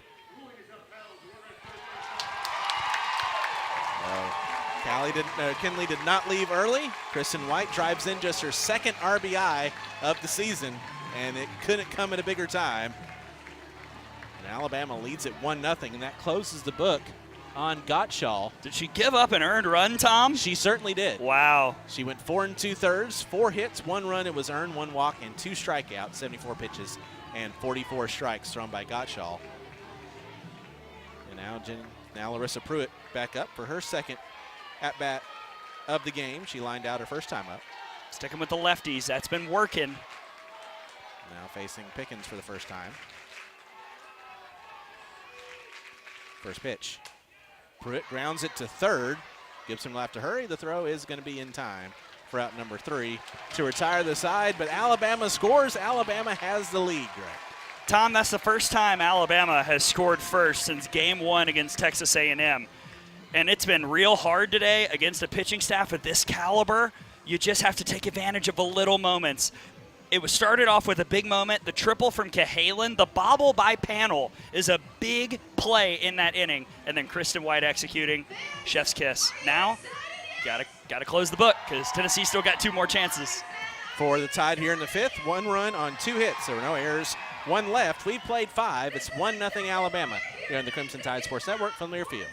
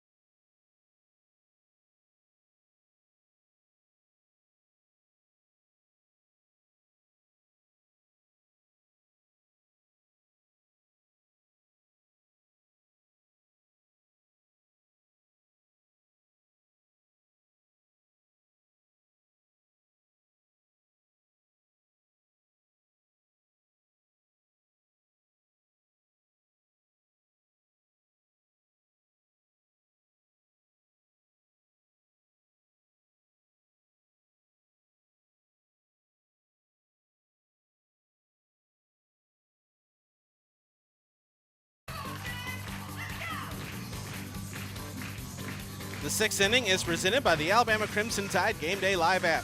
Keep up with everything Alabama with the Alabama Crimson Tide Game Day Live mobile app, presented by Cadence Bank. Download it now for free at the App Store and Google Play. 1-0 Alabama as we head to the 6th inning. 2 up for the Lady Vols here in the 6th. It'll be Mealer, Malloy, and Pooney. 9-1-2. Kayla Beaver in the circle for the Crimson Tide. Facing Laura Mealer, the 9 hole to start things off. First pitch. Misses inside for ball one. Mealer grounded out her first time up. And this is, right now, the biggest out of the game so far that is necessary for Kayla Beaver. You cannot let Mealer reach with Malloy and Pooney waiting right behind. The 1-0. That's in there for a strike. 1-1. Out of the Box Podcast scoreboard update. We have a run, not just here, but in Baton Rouge. For LSU, an RBI single from small ball player Sierra Briggs gives them a 1-0 lead on Arkansas in the 6th. 1-1 to Mealer. Swing and a miss. Ball and 2 strikes. Mealer, the junior from Chapel Hill, Tennessee. Mentioned the transfer from Middle Tennessee. We saw last year in regionals. Yeah, 2-time All-CUSA with the Blue Raiders, and they've struggled this year after her departure. The 1-2. Swing and a miss. Strike 3. Got her with a rise, and Beaver gets out. Quite a yell after getting that first out. Well, give her a whisk because Kayla Beaver's cooking. I mean, it's a nasty rise ball. And you know what I love about it? She goes to it 2 times in a row. Lance McMahon said, oh, she was late on that swing and well under it. Go right back. Beaver did, and it worked. That brings up Kiki Malloy. Top of the order, first pitch. On the inside corner for a called strike. Malloy's 1 for 2 with a foul out and has the lone hit of the ball game for Tennessee, a single back in the 3rd inning. And Tennessee has been really uncomfortable with that inner half. I just saw Kiki take about a half step back away from the chalk line, trying to make that adjustment. The 0-1. Ooh, rise ball to the backstop. 1-1.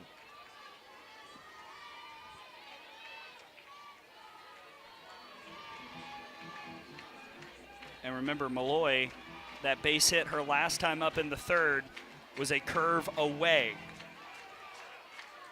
Got to think that's where she's hunting until 2 strikes when you have to protect. 1-1.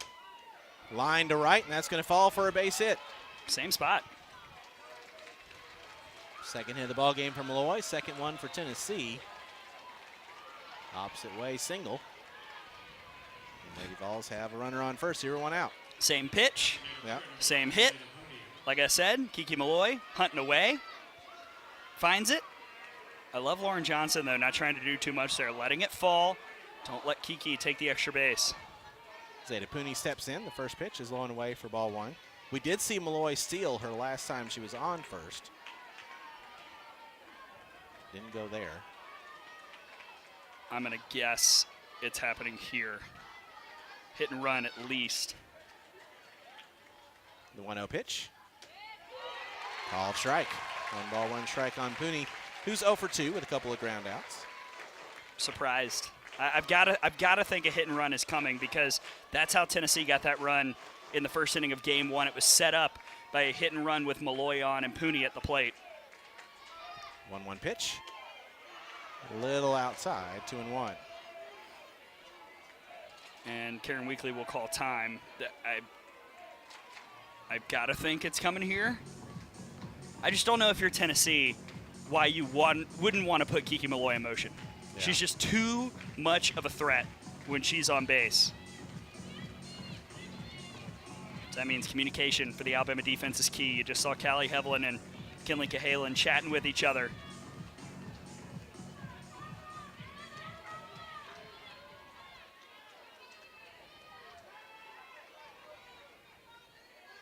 Beaver looks in. And now the 2-1 pitch to Pooney. Swing and a miss. Just blew it right by her.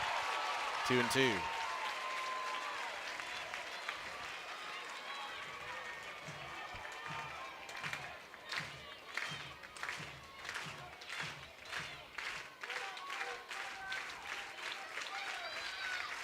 The 2-2 pitch. Pooney pops it up to center field. Now underneath it to make the catch is Kristen White for out number 2. Huge. Location, location, location. Isn't that what they say in the realty business? It is, yes. Yeah, rise ball, high and in. That pitch, and then you mix it with the screwball, has been bamboozling Tennessee all day. And they really haven't adjusted much to it. Kiki Malloy tried, but that wasn't what she was sitting. Tennessee's really struggling with that inner half. McKenna Gibson steps in. The first pitch. It's a little bit low for ball 1. That's the first pitch she's taken so far today. She's 0 for 2 with a couple of ground outs on the first pitch.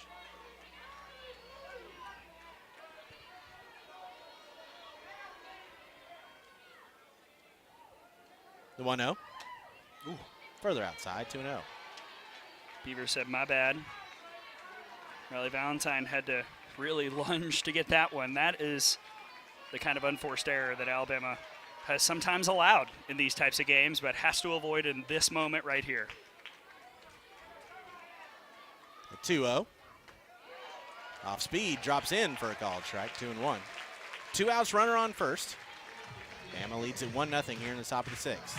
Wind has picked back up. I think the rain, whatever there was, has quieted. It's just made it more humid. Yeah, well, love that for us. Why am I in pants? The 2-1. Ground ball to short. Cahalan's there. Makes a stop in the throw. And Beaver jumps up and down knowing how big that ground out was. And Tennessee held scoreless again here in the sixth. Well, if Tennessee was going to answer, and they haven't done it a lot this year, I didn't even mention it, now 11 of 42 on the season in the response stat, that was the time. You know, Malloy, Pooney, Gibson, find me a better 1, 2, 3 besides Florida in this conference. But Kayla Beaver came up with the big pitches, and if you're Alabama, if you can find one more, you feel really confident in the seventh. For the Lady Vols here in the sixth, no runs on a hit, no errors, and 1 left. We move to the home half of the sixth. Still 1-0 Alabama here on the Crimson Tide Sports Network from Learfield.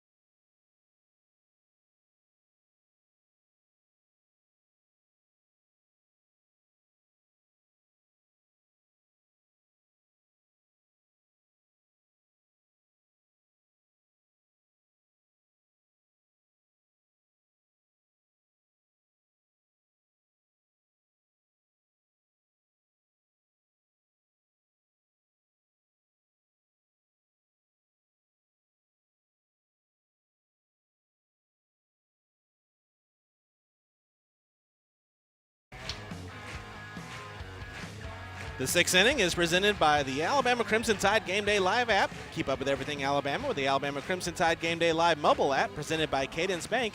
Download it now for free at the App Store and Google Play. Due up for the Tide here in the sixth. 4-5-6. Dowling, Broadfoot, and Essman. Carlin Pickens in the circle for Tennessee. Alabama leads it 1-0.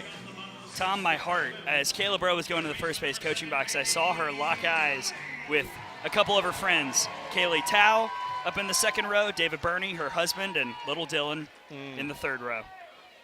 First pitch to Bailey Dowling is high for ball 1. Dowling is 0 for 2 with a couple of ground outs, facing Pickens for the first time today. I'll remind you, Dowling, 5 career hits against Tennessee. 3 have been home runs, and the wind is helping right now. 1-0. Called strike on the outside corner, 1-1.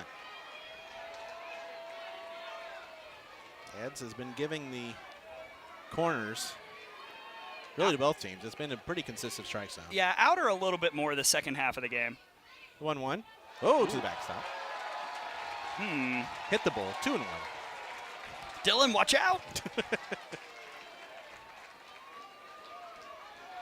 But like I said in the last half inning, if you can find a way to get one more, you feel exceptional considering it'll be 4-5-6 due up for Tennessee in the seventh. Oh. Dowling held off, but it was a called strike on the outside corner, 2-2. That's how fast Pickens' pitches are.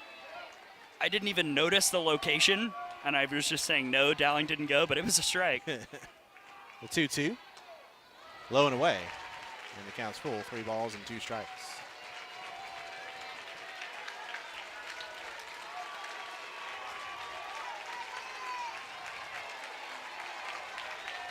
Pickens looks in.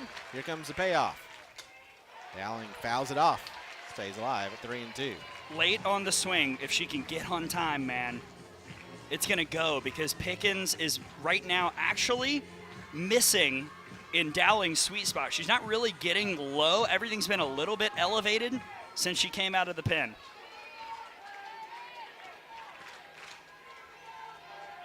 Here comes the payoff. Dowling with a ground ball to third on 2 hops to Gibson. She has it with the throw, and there's one gone.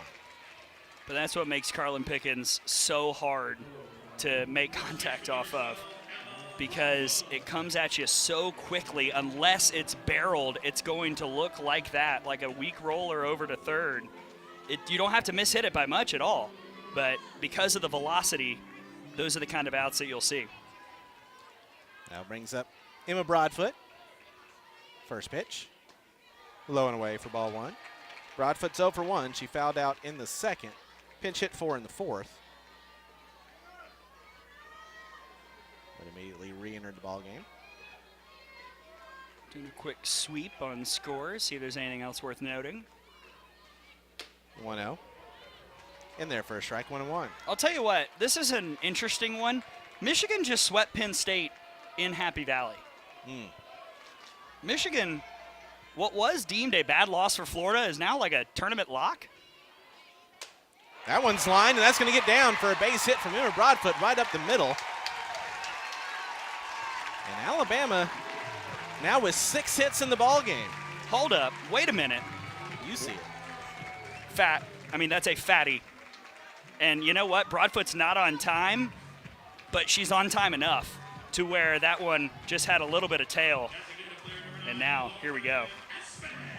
Lauren Essman will step in. She's 1 for 2. Strikeout in the second, singled in the fourth. They just look more confident today. And Yeah. I know that there's only 1 run on the board, but it seems like they're more confident in the plan and in the execution of that plan. Essman fouls the first pitch off for strike 1. And you know what? Patrick Murphy deserves a lot of credit for the lineup decisions today. Essman making her 4th start in conference play. She didn't have a hit in SEC play, but went with her. She has a hit today. Kristen White in the 2 spot. We talked about it pregame. That proved big. It's inside, 1-1. And those are not necessarily automatic decisions. I would be very surprised if White has ever hit in the 2 spot here at Alabama, or maybe in her life. The 1-1. A little low. 2 balls and 1 strike now on Lauren Essman.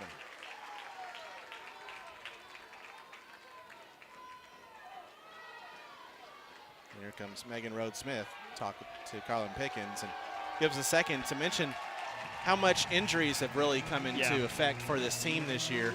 Lauren Essman, the first month of the season, one of the hottest hitters, as well as what she did at the circle for you, has the pec injury, hasn't been able to pitch since, and has really struggled to get herself back in hitting-wise. Yeah. And then I think in this lineup, Marley Giles is probably the batter you could least afford to lose. Yeah, and she still leads the team in OBP and did at the time. Right.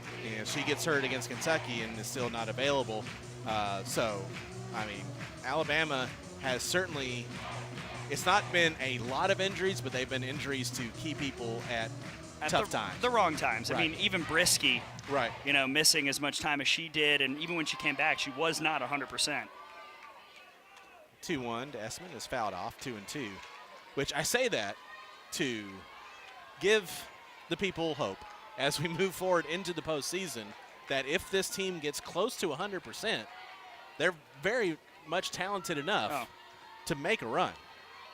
We have not seen Alabama's best softball yet. Yeah. The 2-2. Essman swings and misses at strike 3, and there's 2 away. Chase the right pitch, just a little late. I mean, do you blame her? 76.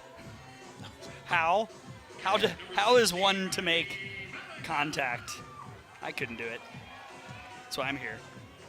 So 2 outs with the runner on first for Riley Valentine. Valentine's 0 for 2 with a strikeout and a flyout.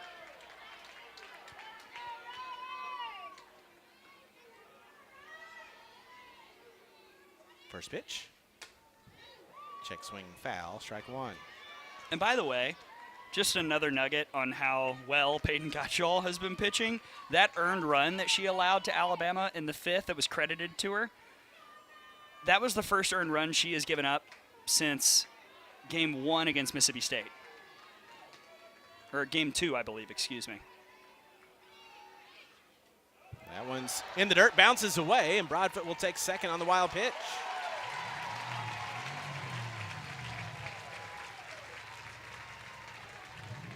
Now remember, because Broadfoot was pinch hit for earlier, she can't be pinch run for or her day is over.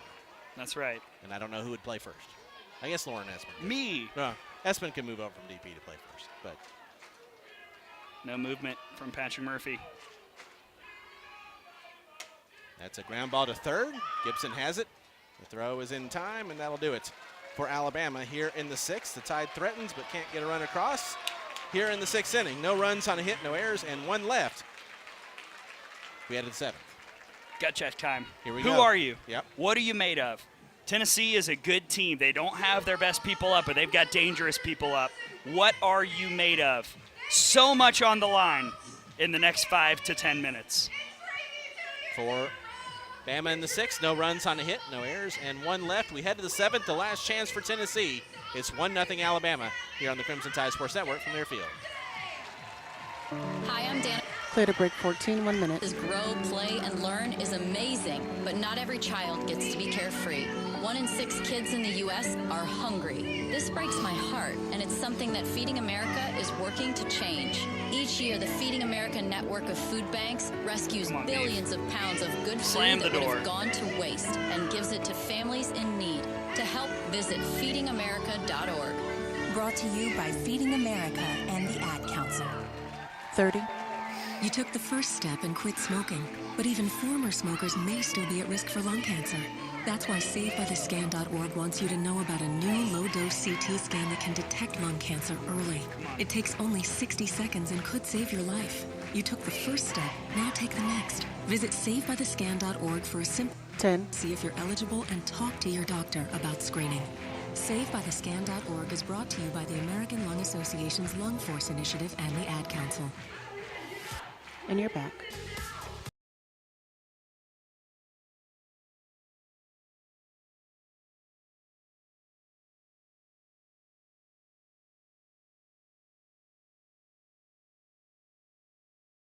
Ford for your next vehicle purchase. Roll Tide with Tuscaloosa Ford. We head to the 7th inning. Alabama with a 1-0 lead over Tennessee. The last chance for Lady Vols due up. 4-5-6. Wes Nugent and Panel against Kayla Beaver. Looking to go complete here. Starting things off with Riley West, who's 0 for 2 with a couple of strikeouts. First pitch is going to be really important. I think West is going to be pretty aggressive here. First pitch, fouled away for strike 1. First pitch was important. The first out is the most important, I think, of this inning until the 3rd out. But you cannot let someone reach. You can't let the go-ahead run be at the plate. How good Beaver's been. That's just her 70th pitch of the game. The 0-1, rise ball high, 1-1. Have a scoreboard update in just a moment, and then that will officially let us talk standings in postgame no matter what happens. Beaver looks in, the 1-1. Swing and a miss. Ball and 2 strikes now on West. And I'm watching Karen Weekly telling Kate Malveaux, hey, dugout, get up. And that's something Alabama has struggled with at times when pitchers have just shut them down. It's really hard to keep the energy up when you're facing somebody that you just aren't seeing well. Tennessee isn't, and their energy has kind of been zapped.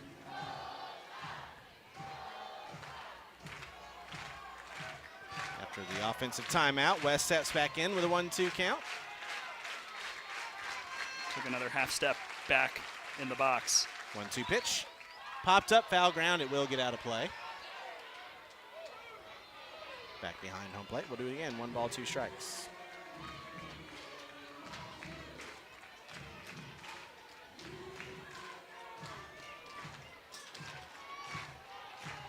It's okay. That was for us. And the booth cam people, hello. 1-2. Again, fouled away. West stays alive.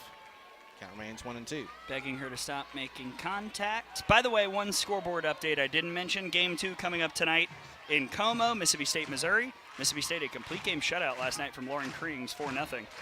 I should say Missouri had it over Mississippi State. Beaver looks in, another 1-2. West holds off on the rise ball, 2 balls and 2 strikes. It was 71 from the Beav. Needed a little bit more bite. That to me is a setup. I think you're going to see drop in after that rise. West is way off the plate though. 2-2 pitch. High and outside, and the count's full, 3-2.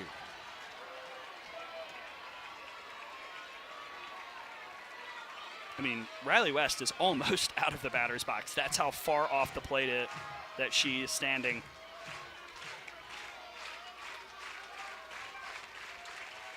Beaver looks in, the payoff pitch to West. Again, fouled off.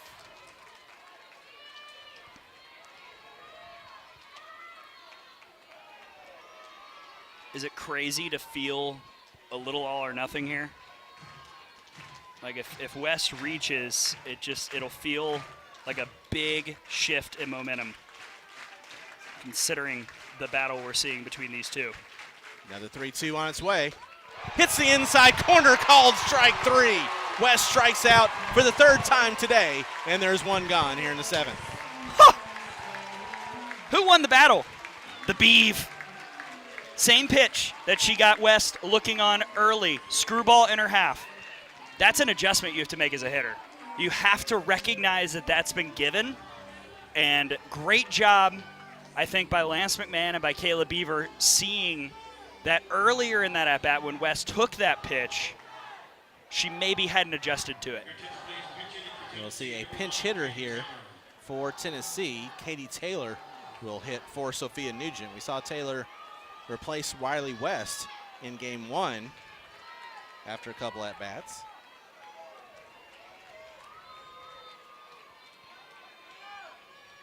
First pitch to her. Ooh. A little low for ball 1. Taylor on the year is hitting 200, 4 of 20 with an RBI, a homer, and 14 runs scored. Like you said, Tom, has appeared in this series as a pinch hitter once and then a replacement of West. 1-0 pitch. There we go, 1-1. And that pinch hit in game 1 was her first pinch hit at bat of the year. 0 for 1. You will remember she was a starter in the World Series last year, but just got beat out this season by Panel, who she replaced when Panel went down with the injury. The 1-1 pitch. Taylor with a fly ball, foul ground, right-hand side, and Johnson won't be able to track it down. It's a foul ball, 1-2. All right, Out of the Box Podcast scoreboard update. Final in Baton Rouge. LSU wins 1-0 to avoid the sweep, a complete game shutout for Sydney Berzon. Maybe has a little something to say about this Pitcher of the Year conversation.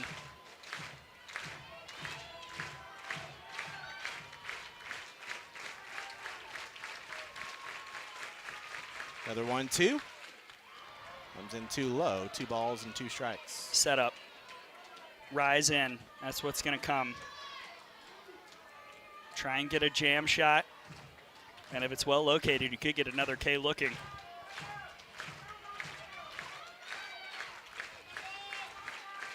Beaver looks in, the 2-2 pitch. Is a little bit too inside, and the count's full, 3-2. Yeah, Beaver missed her spot. That's the right call. It's a ball, but that was exactly what I thought she would go to. That rise in. Kudos to Taylor. If that's a little bit more over the plate, I think you're getting a swing and a miss. Now the 3-2 pitch to Taylor. Fouled off. She stays alive, 3 balls and 2 strikes. 1 out, nobody on, 1-0 Alabama here in the top of the 7th.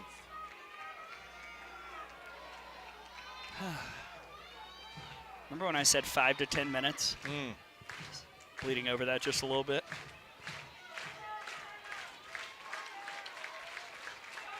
Now the payoff. Swing and a miss. Strike 3, blew it by her. And Tennessee down to their final strike, their final out. Oh.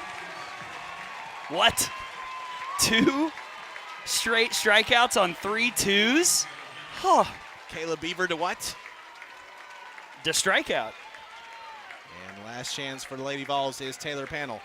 Got to bring the heart rate back down. This first pitch cannot be a mistake. Panel's got pop, 4 home runs on the year. First pitch. Fouled off for strike one. Panel's 0 for 2 on the day with a pop out and a ground out. The stakes were as high today as they have been all year for this Alabama team. They have responded in kind from the first pitch of this game. And now just need one more out to complete a big game. That one's bunted foul by Panel. No balls and 2 strikes. Okay. Thank you. Tried to catch the Bama defense napping there.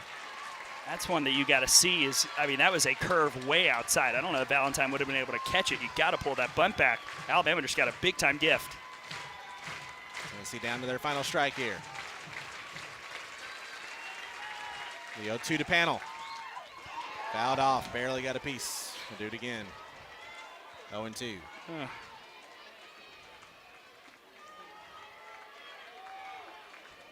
Who was the 100,000th fan? That's a good question. Is Brittany here? What's she doing with her life?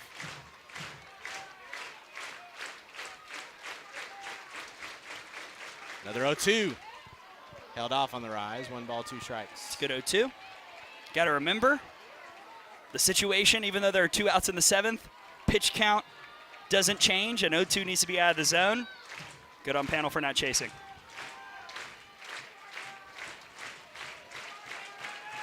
1-2. Ground ball back to Beaver. She has it. The underhand throw is in time. And that's another 1-2-3 inning pitch by Kayla Beaver. And Bama wins it by a final score of 1-0. And the Crimson Tide still has not been swept. In a series since 2013, hasn't been swept at home since 2004, and has never been swept by Tennessee anywhere on God's green earth. And I get emotional because Caleb Beaver got emotional, man. That's his. I mean, Man. I haven't seen stuff like that since Montana beat Tennessee in the SEC tournament. Like, that was different. Not just the emotion, but also the performance. And you know what's amazing about it? Where did it come from? Kayla Beaver, her last 2 times that teams in the SEC had seen her a second time, had gotten toasted. Texas A&M, Arkansas. Teams were on her. Today, she just delivered in a, now we'll say it, a must-win game. She just delivered her best outing of the season, and I'll even go as far as to say her career so far. And Alabama, amazingly, I talked about it yesterday. I said Alabama needed to change it up. They really didn't. They just executed better. And they went toe-to-toe with Tennessee. And they beat them. Out-hit him and Yeah. outscored him. I think Alabama today not only locked up a hosting spot, but proved, look, when we're on, when we're not messing up, when we execute, when we believe, when we trust, hard to find anyone that can beat us. For the Tide, 1 run on 6 hits, no errors, and 6 left. For Tennessee, no runs on 2 hits, no errors, and 3 left. With the win, Alabama improves to 32-14 overall, 9-12 in SEC play. They snap a 3-game losing streak. Tennessee falls to 37-9 overall, 16-5 in the conference, and that snaps a 4-game win streak for the Lady Vols. The winning pitcher is Kayla Beaver. She's now 15-7. Peyton Gottschall takes the loss. She's now 18-4.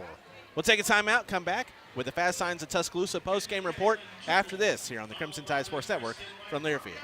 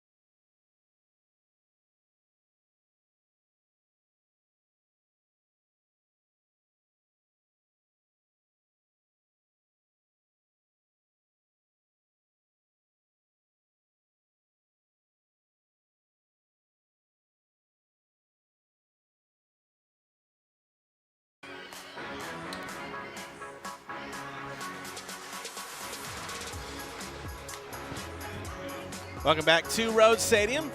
It's a Fast Signs of Tuscaloosa post-game report as the Crimson Tide gets a 1-0 victory over Tennessee here to wrap up the regular season home slate for the Crimson Tide.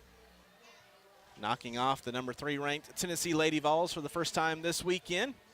And a lot of things that we talked about. It's a Fast Signs of Tuscaloosa post-game report. Tom Canterbury alongside Gray Robertson. And a lot of things we talked about as far as the stakes of this ball game, Gray, having to do with what things looked like postseason-wise for Alabama, and things have gone in Alabama's favor. It's been a pretty good 2 hours. Yes, for the Tide. Yeah, I mean, I'll run the numbers. Tune into the Out of the Box podcast. Shameless plug. Alabama's going to host a regional. This is a top 10 win. This is another top 25 win. That gives Alabama double digits, which is important. And you might get another if, Kentucky lost the series, so they're not going to sneak in. No. But it gives you double digits, which is important. It just gives you so much comfort. And you know what I love about it most is what I said at the very end. Alabama didn't do anything different today. Right. Now, Patrick Murphy did some different things coaching-wise, but the plan really wasn't that different. You just executed. And that, honestly, is an even better way to win than what I suggested yesterday. You didn't need to change things up. You just need to be you. You need to be you, and you need to execute and play Bama U softball. And that's what Alabama did. And, yeah, they lost the series. I know. I'm going to probably see when we post GoPro stuff, Tennessee fan, who won the series. I get it. Yeah. Tennessee's a national title contender. That's not the point. The point was Alabama showed that they can play with a national title contender. I think they showed it yesterday too, but certainly today. And then they also added, a win over a national title contender, which is so big for the confidence more than anything metrically or resume-wise.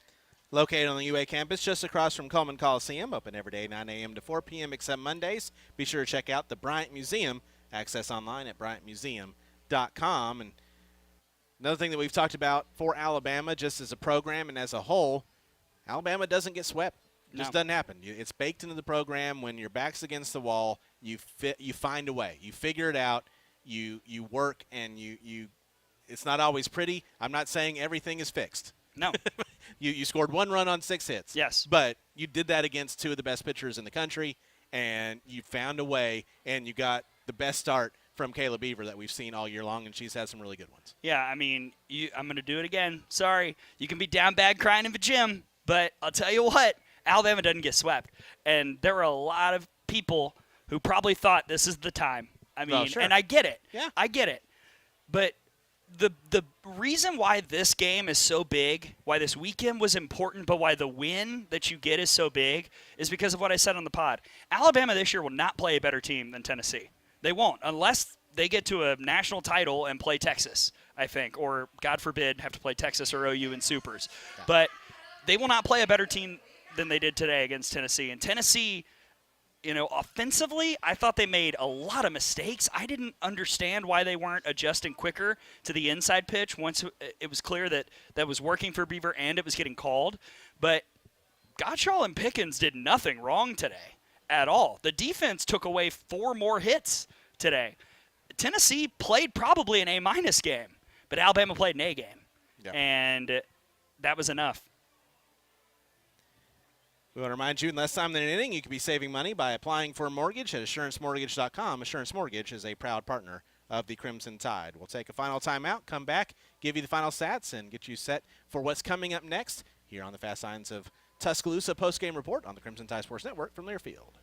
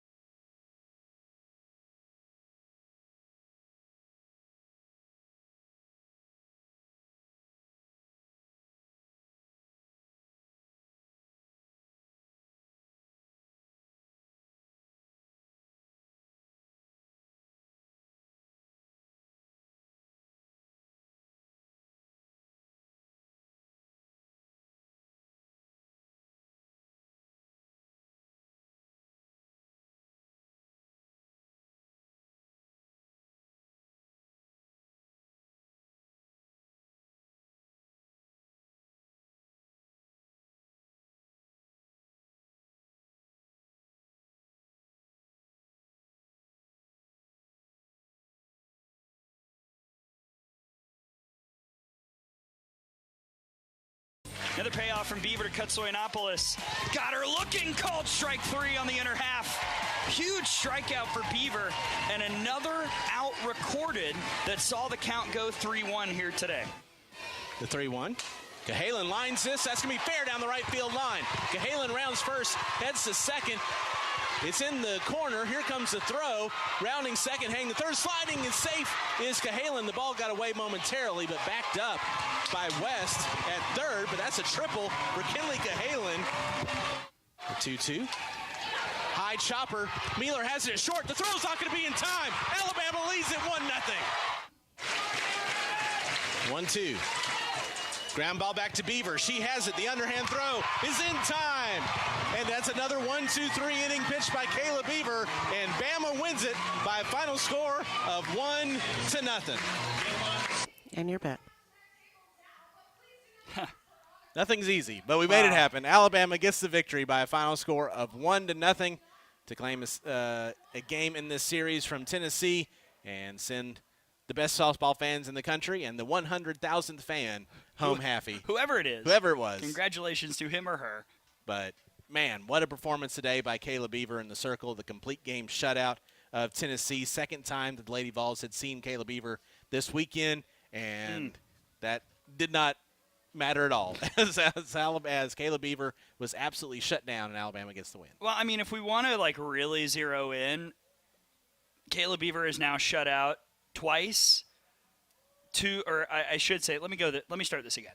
In the second time, try again. Here we go. The second time a team has seen her, Kayla Beaver has gotten 2 shutouts. One against the best team in the conference, the other against the best offense, Florida, in the conference. That sticks out. And there are so many storylines to talk about. I mean, I'm going to be honest to all the haters out there. I think that this was Patrick Murphy's best coach game. I thought he pulled every card correctly today. And I thought it really, really worked. At the lineups, the pinch hitters, I thought the plan was good.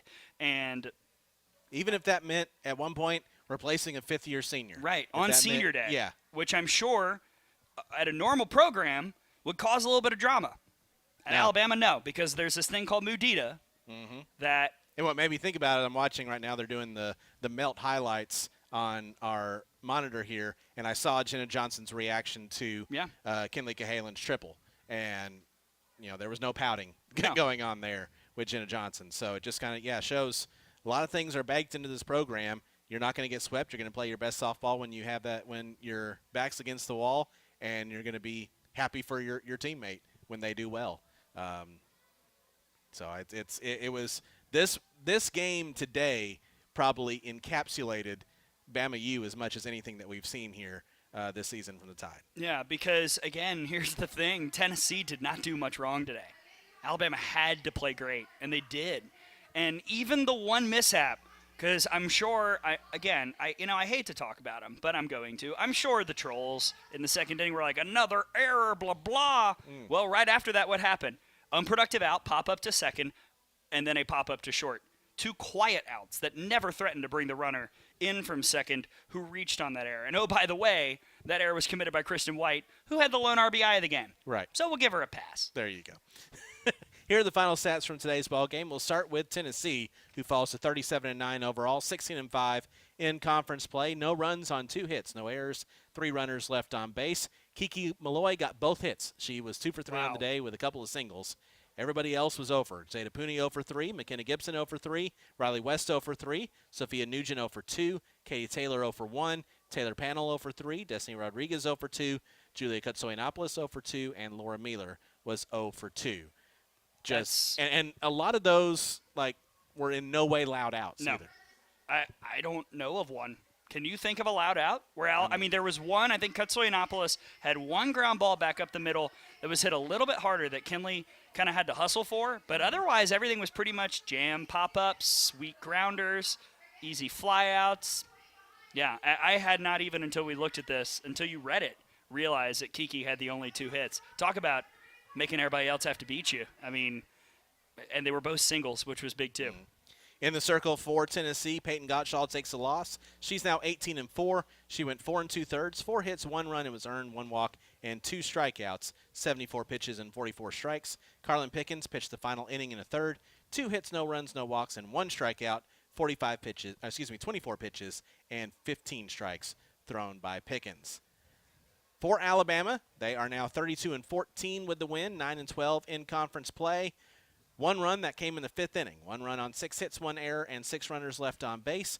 Kinley Cahalan, 2 for 3 with a run scored. Kristen White, 2 for 3, had the lone RBI. Jenna Johnson was 0 for 1. Larissa Pruitt was 0 for 2. Bailey Dowling 0 for 3. Emma Broadfoot 1 for 2. Abby Dukeshire was 0 for 1. Lauren Essman 1 for 3. Riley Valentine 0 for 3. Callie Hevlin was 0 for 1. Kat Grill was 0 for 1. And Lauren Johnson was 0 for 1 with a walk. In the circle, Kayla Beaver, a complete game victory. She's now 15-7. 7 innings, 2 hits, no runs, no walks, 6 strikeouts, 90 pitches, and 60 strikes thrown by the Beeve. Time of the game, 1 hour and 48 minutes, and a sellout here at the Rhodes House. 4,400 of the best softball fans in the country saw Kayla Beaver's probably best performance in a Crimson Tide uniform to get the complete game victory over Tennessee. Man, I mean, that first off, I love the easy math. Look at how clean that line is. And, you know, the one thing we did not even discuss at all that I'm going to talk about now, what was one of the zeros that you read for Kayla Beaver? No walks. No walks. And it's not like there weren't chances. First batter of the game, Kiki Malloy had it 3-0. There were a lot of 3-ball counts, but Kayla Beaver found the grit and the determination to make the big pitches, to make sure that there were no free passes. Yeah, you look at the first at-bat for Kiki Malloy in Game 1 and Game 3. Game 1, she got ahead 0-2 and then ended up walking her. Here, she went down 3-0 and came back and ended up getting the flyout. Yeah. That just shows you the grit that Kayla Beaver had. And like I said, she ended up giving up 2 hits to Kiki Malloy, but nothing else for the rest of the way. I mean, they were the same pitch. I mean, Tennessee did not hit anything on the inner half all day. Kiki Malloy threw that out. She was like, nope. I'll fight it off when there are 2 strikes, but that's not what I'm hunting. I'm going outside. And we say, well, make that adjustment. Well, like we were saying about Pickens, make that adjustment to 74. It's easier said than done, and Kayla Beaver was doing it on that side here today. Yeah. Offensively, just the Kristen White to a 2 spot. It was genius. It just worked, and it made sense. I talked about it with Coach Murphy. She had 2 of the 4 hits through the first 2 games. It made sense to have her up. Leadoff had not worked. So what's the next highest spot? 2 spot. There you go. Let's go. He mentioned he thought Kinley was about to bust out. Triple. Okay, Yeah. Nailed it. Lauren Essman, a hit today, her first in conference play. Why in the world is Lauren Essman starting based on the evidence? Because of what she's done in practice and because of the scout. And that worked. Emma Broadfoot got pinch hit for. Comes back, gets a base hit. And I even thought like Grill's at bat, hard hit out to left, caught by West. Larissa Pruitt took a diving catch, her first time up as a pinch hitter, to keep another big inning potentially on going. I mean, I thought every button that Patrick Murphy pressed today was correct. And Tennessee, for the first time all weekend, did not make adjustments because, and I promise, I know I'm rambling, the thing that Kaylee Tao and I talked about on Friday, Tennessee had the best plan we've seen all year of any team against Kayla Beaver. They picked a side. Yeah. And then they attacked those pitches either in or out. It depended on the batter. Today, it didn't matter what they did. They got nothing. That's adjustments from Lance McMahon and Kayla Beaver. And the other thing, 1 error for Alabama, sure, but there were a lot of ground balls today, and Alabama did not have any issue with those at all.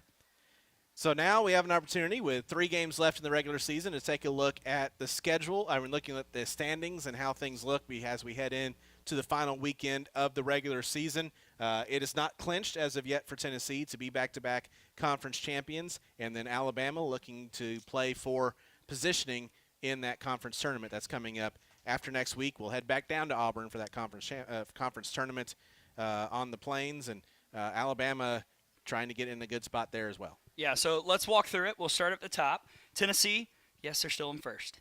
They probably should be. Still think they're the best team in this conference. Right. 16-5 overall in conference play, but the lead is down to 1 game. A&M 15-6. Next week, Tennessee hosts Kentucky. A&M goes to Florida. And Florida's right there behind A&M. Correct. Florida sitting at 14-7. Arkansas, I believe that is updated as I do quick math in my head. Yes, 13-8 in 4th in the SEC. Georgia in 5th at 11-10. That's amazing. Folks, keep this in mind. Georgia is a game out, or a place out rather, of a bye in the SEC tournament, and they're 11-10 in conference play. Locked to host a Super probably, and 11-10. Yeah. It's been that kind of year. How about 6th place LSU at 12-12? So they're in the clubhouse. They're done. Yeah, they're done. They got Liberty Bibberty next week. Have fun with that. A two-way tie for 7th at 9-10. I don't know why that hasn't been corrected. Mississippi State and Missouri. So a lot at stake up in Como. And then waiting right behind is Alabama at 9-12. So that series also has a lot for Alabama. Alabama currently in the 9 spot. But as I just mentioned, it's conceivable that you could move up to 5th or 6th if you were to sweep Auburn. Yep. Which I don't think is impossible. South Carolina and Kentucky right behind at 10th and 11th. South Carolina will now have a tiebreaker. They're both 8-13 in conference play. And bringing up the rear in 12th at 7-14, the Auburn Tigers, who just lost a series to last place Ole Miss, who's sitting at 5-16. I believe Ole Miss, barring a sweep of whoever they have next week, which no, is going to be in the playing game. Playing game potential exists for Auburn, Kentucky, South Carolina, even Alabama, and the loser of Mississippi State, Missouri. Like, that's how crazy the margins are. You could either be in the playing game or you could be the 5 seed in the SEC tournament based on what happens next weekend. Yes. And as we mentioned, Alabama travels to Auburn to finish things off. So it's a team that, by anything that you look at, it's a game, it's a season, a series Alabama should be able to win, possibility of a sweep, but at the same time, it's Auburn, and it's Maddie Penta who gets revved up. And even though she's had some struggles this year. And she remembers her name. She does well, so we'll see. How many times are we going to say that in the intro? Guess who's pitching, Tom? Just be ready. What's her name? Right. But Alabama here today, and we talked about it before, but the win against a top 10 RPI team against Tennessee, yes, there's 2 losses, but there is the win. Probably, 99% makes Alabama a regional host. A loss today would have just kept the door open. Alabama probably still would have been a regional host, but kept the door open for if things went really awry to not host the regional, but it certainly looks like Alabama is in a good spot now. Yeah, but locked to host a regional. Like, it's done. I honestly, with Virginia Tech losing today, unless Mississippi State goes on a whacked out crazy run, like wins the next 2, sweeps Georgia, I don't know anyone else that's going to be in the conversation. And maybe wins the SEC tournament or makes the championship game. Yeah, I mean, Stanford leads Washington 2-0. Washington's metrics are already putting them behind the 8 ball. The only reason they would be top 16 is if somebody just watched them and said, that's a top 16 team. Right, yeah. Because there's nothing on paper at all that says Washington is going to be a host. Alabama's going to be a host. What next weekend in the SEC tournament determines is where. Are you the 16? That's still on the table. Alabama probably, based on what Florida and Florida State did this weekend, will drop a spot in my bracketology. But you can move up. You sweep Auburn. You win a couple games of the SEC tournament. You could get as high as 11 based off of what Missouri and those other SEC teams do. So there's still so much in play. But the one thing that's not, in my opinion, barring something unprecedented by the committee, is Alabama not hosting regionals. You can be 3rd, 4th, hell, you can be 6th. You can do anything. Gray's final thought brought to you by DCHL System. DCHL System has been providing quality and compassionate health care in West Alabama for nearly 100 years. DCH is a champion for your health and proud supporters of the Crimson Tide. Gray, your final thought before we wrap things up for the last time here during the regular season in 2024 in Tuscaloosa. I love this room. What was my line last year? My line. A lot of stuff's happened. I don't know. Team 27 was this. That was a team that you would love, and then they would frustrate you, and they would annoy you, and then they make you happy, and then they would disgust you, and then they would make you fall in love with them again. I texted you and SID extraordinaire Nathan Sheehan, I think in Arkansas, maybe even a week before, where I said, this team, Team 28, reminds me of every bit of that except the last sentence. I was waiting for something to make everybody in this building fall in love with them again. I thought maybe the 5th inning at Arkansas was that. It did not prove to be that. This game was. This was better. This was clean. This was execution of a plan. One run, That's the best pitching staff in America. Not my opinion. They're literally number 1 in the country in ERA. You just had to do enough to win. They average giving up 1 run. Yes. Yeah. You had to be excellent, and you were. Alabama, I think, to the people who matter, made them fall back in love with the Tide today. Made them fall back in love with Team 28. And now that confidence that you feel, that joy that you felt after the win, and the pain that you felt after losing these first 2 games has to translate. Why was the Arkansas performance not that moment? Because of what happened the next day. Right. You've got time. You've got time to get ready for Auburn. You know what you're getting. We all know Shelby Lowe. We all know Maddie Penta. I don't have to watch film. I know what we're going to get. I know what we're going to see. It has to be sustained. But they can do it. And that 2018 reference yesterday, on the table. this was the hard one. You had to win this one. I don't think sweeping Auburn is out of the realm of possibility whatsoever. I'm fired up. I'm in love again. I was never going to stop believing, but I certainly am back in love with Team 28 because they made a statement today, and it had to be done. And I can't wait to be back in this room in 3 weeks, but I also can't wait to see what crazy softball happens from now until then. And last point about all that is great. It's Auburn. That's right. I don't know if you should be angry anyway. It's just the fact that they're there and they exist. How dare you just take be our mad, Mama Goldbergs. Be Auburn, beat them, and just be mad at them. Just put the one back downtown up. I like the nachos. Put in the casserole now. That's coming up next. Hurry. That's going to do it for this broadcast. Thank goodness. And the Bama Softball Postgame Report brought to you by Fast Signs. Fast Signs of Tuscaloosa is more than fast and more than signs. Request a free quote from Fast Signs for all your business visibility needs. Fast Signs of Tuscaloosa is a proud supporter of Crimson Tide Softball. The Vice President and General Manager of the Crimson Tide Sports Network is Jim Carabin. Our live booth cam producer is Ethan Carabin, and our studio engineer has been Kelly Jackson. For Gray Robertson and everyone here at the Crimson Tide Sports Network, I'm Tom Canterbury saying thank you for joining us as Bama gets the 1-0 win over Tennessee. Tune in again on Thursday as Alabama travels to Auburn to open up the final series of the regular season down on the Plains. First pitch is set for 7. We'll be on the air at 6:50. Until then, roll Tide from Tuscaloosa.